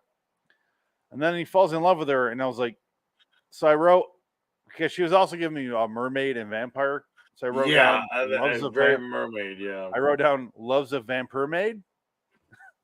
Yes, because I was trying to figure out what's going on. Didn't really care. I wrote down pirate with peg leg comes out. That's her dad. She's out during the night. He's out during the day. That's the exchange they have. She can't cross the wood that they have out, or she can't cross the flowing water, like you mentioned. Right. Yes. Running water. She can't cross. Finally goes over there. He talks her out of eating him. Well, it's not even that. Wait. I love you. But don't tell me it's true. It's true, isn't it? Oh, I can't do this. I can't. You have to let you go. And then when his best friend comes, and then he gets killed. She eats your best friend. Who dies in an accident. Right, yeah. Oh, the blood's drained out of his body. Yeah. That's a hell of an accident. He fell out of his car and cut his throat open. And he I should mention that the main character who's in love with this lady is married. Right. His wife is following him around. Yeah. And like, hey, that's what I didn't understand. What's going on? I thought that was his sister at first. It was so confusing because he lives with his parents. He sleeps in the middle of the goddamn room. Yes. And they like talk about him like very loudly. During the day, because he's a fucking bum, he doesn't work. Yeah. He's been seeing this vampire mermaid nipple lady. All right, I need to show this. For a year. This has been going on for a year, by the way. And the sister, mother, wife can't understand what's going on. All right, this is okay. I'm going to show the screen right now. Here it comes. Here is the living room. Earlier, his dad was right here. His mom was just here, left off screen. This is his wife. Here he is on a cot in the middle of the living room, just waking up after spending his entire night trying to fuck this vampire across the barge. Yeah. And she's like, hey, honey, what's going on? Why? First of all, they show that they have a bed together. Why is he not sleeping there is one question. Because he's too busy going to the whore at the barge. This is what I'm saying about Night Gallery is the details matter, but the Night Gallery doesn't give a fuck about the details. And it pisses me off. Then they got your awful furniture. This is Wicker, at least. Look at this. It's like Nick Cage is going to be trapped in this thing and lit on fire.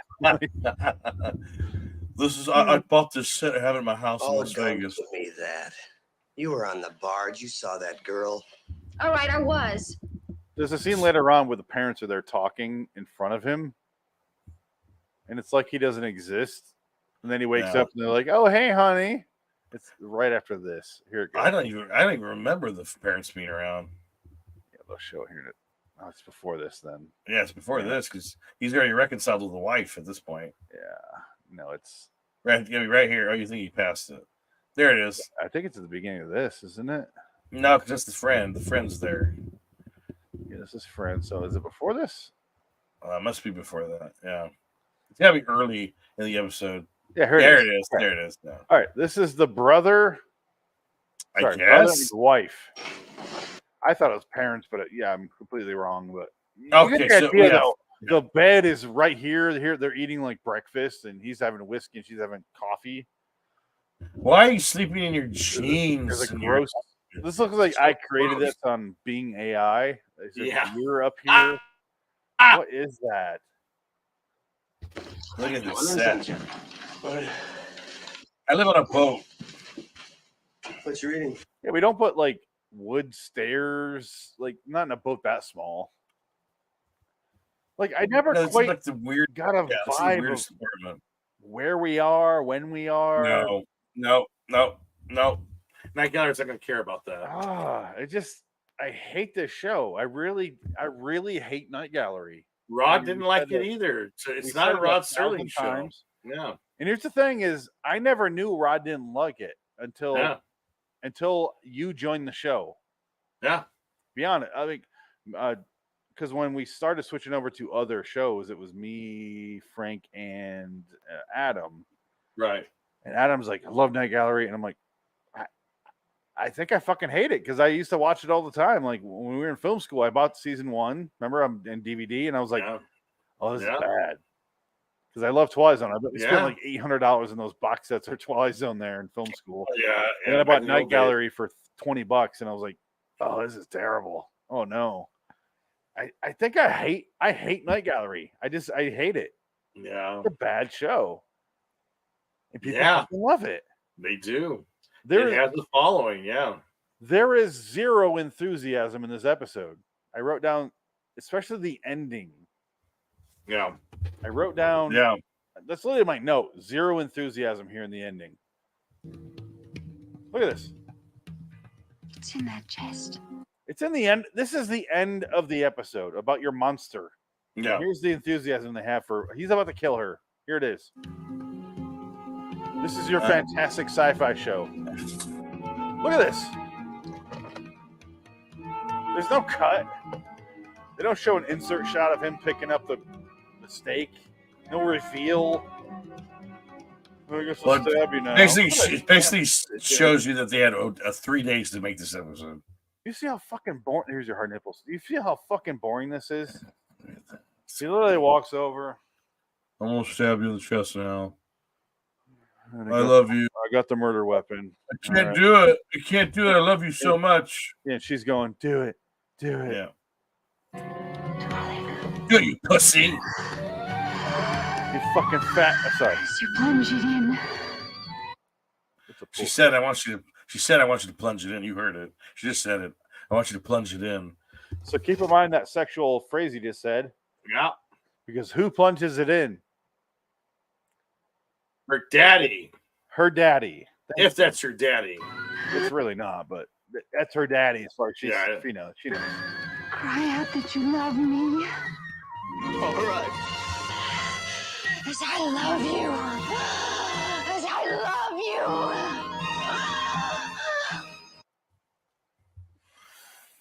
you. Yeah. Fuck the Night Gallery, Dick. I love you, baby. Hold on, I don't want to Get to the dad stabbing Universal is very litigious.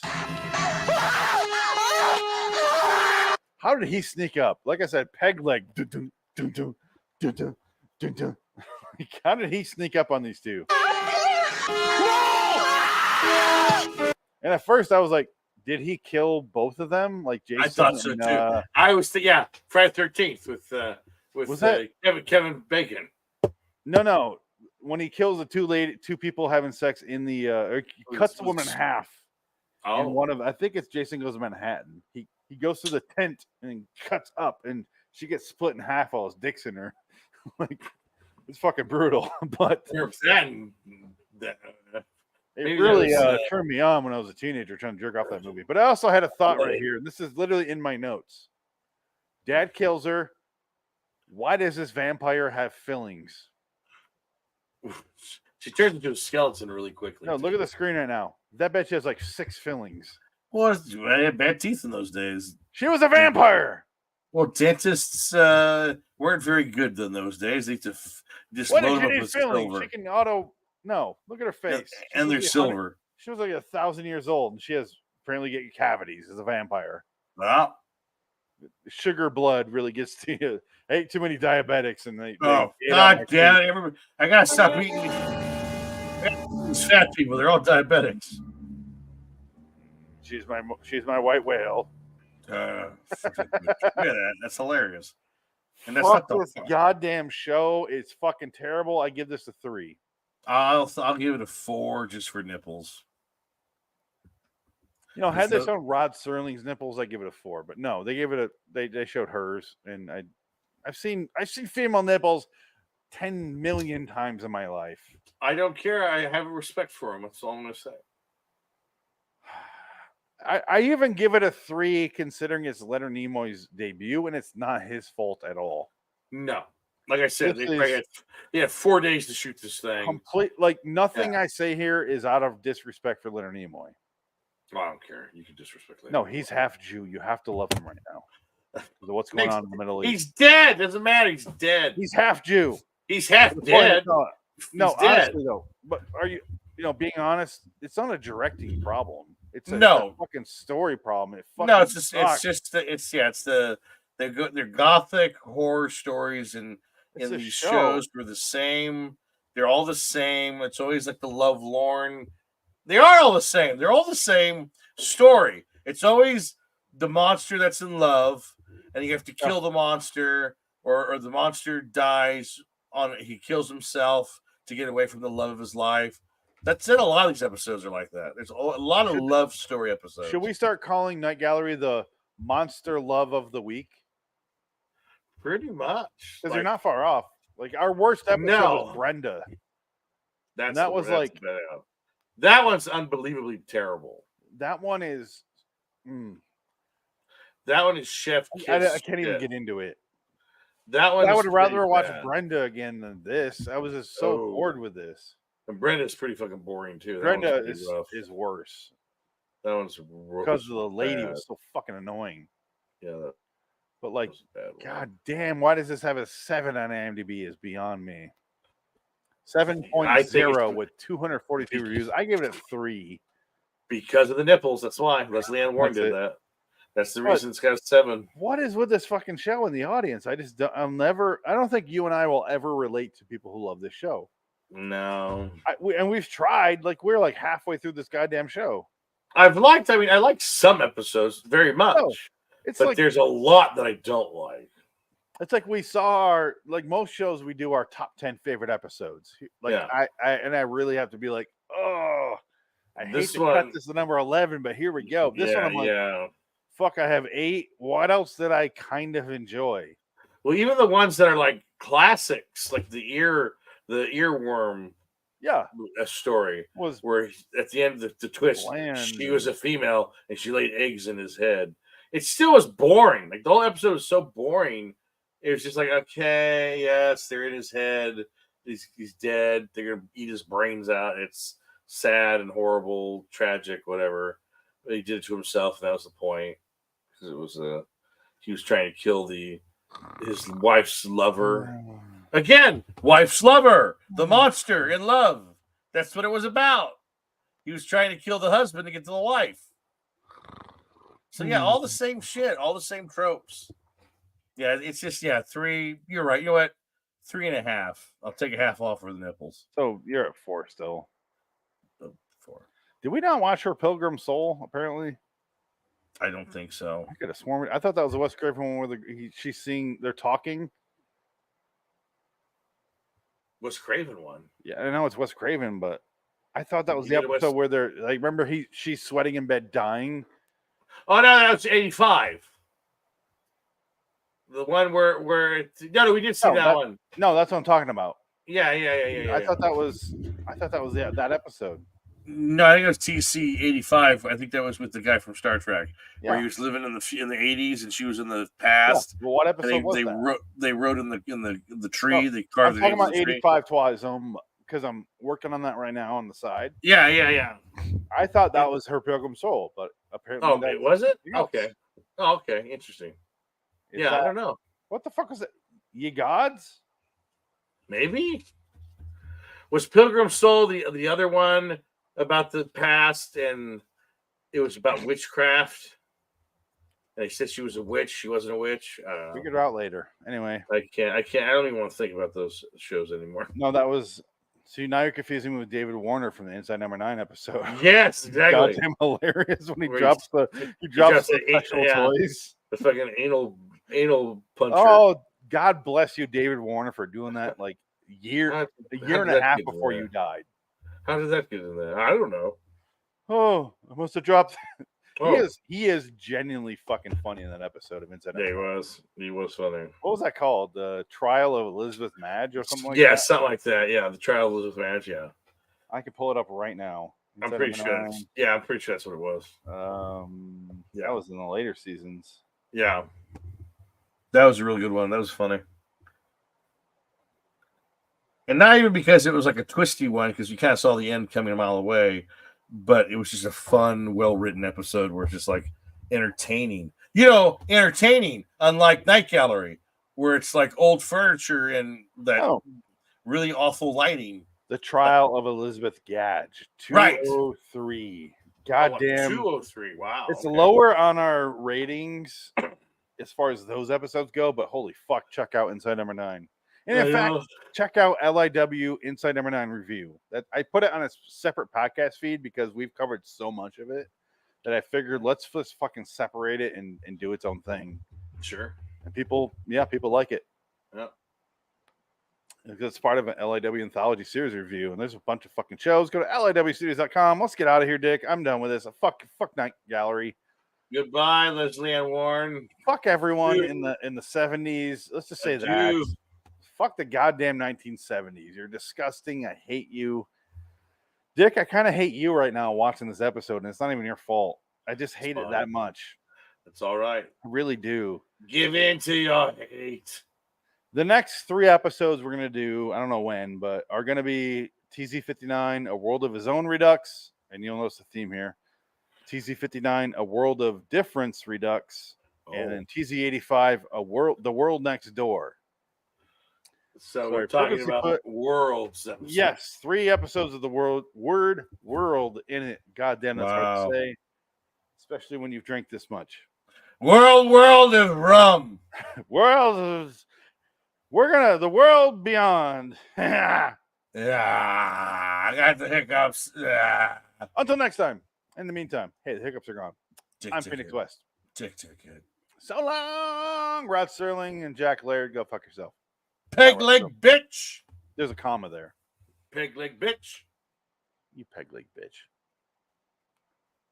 Her dad killed her with a fucking like a pool club.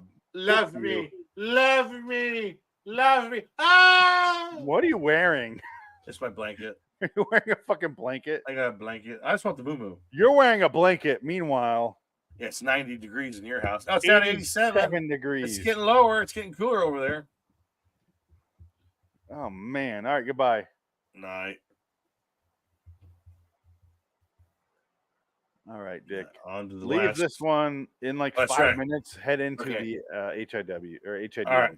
Yeah, that's cool. I'll go back.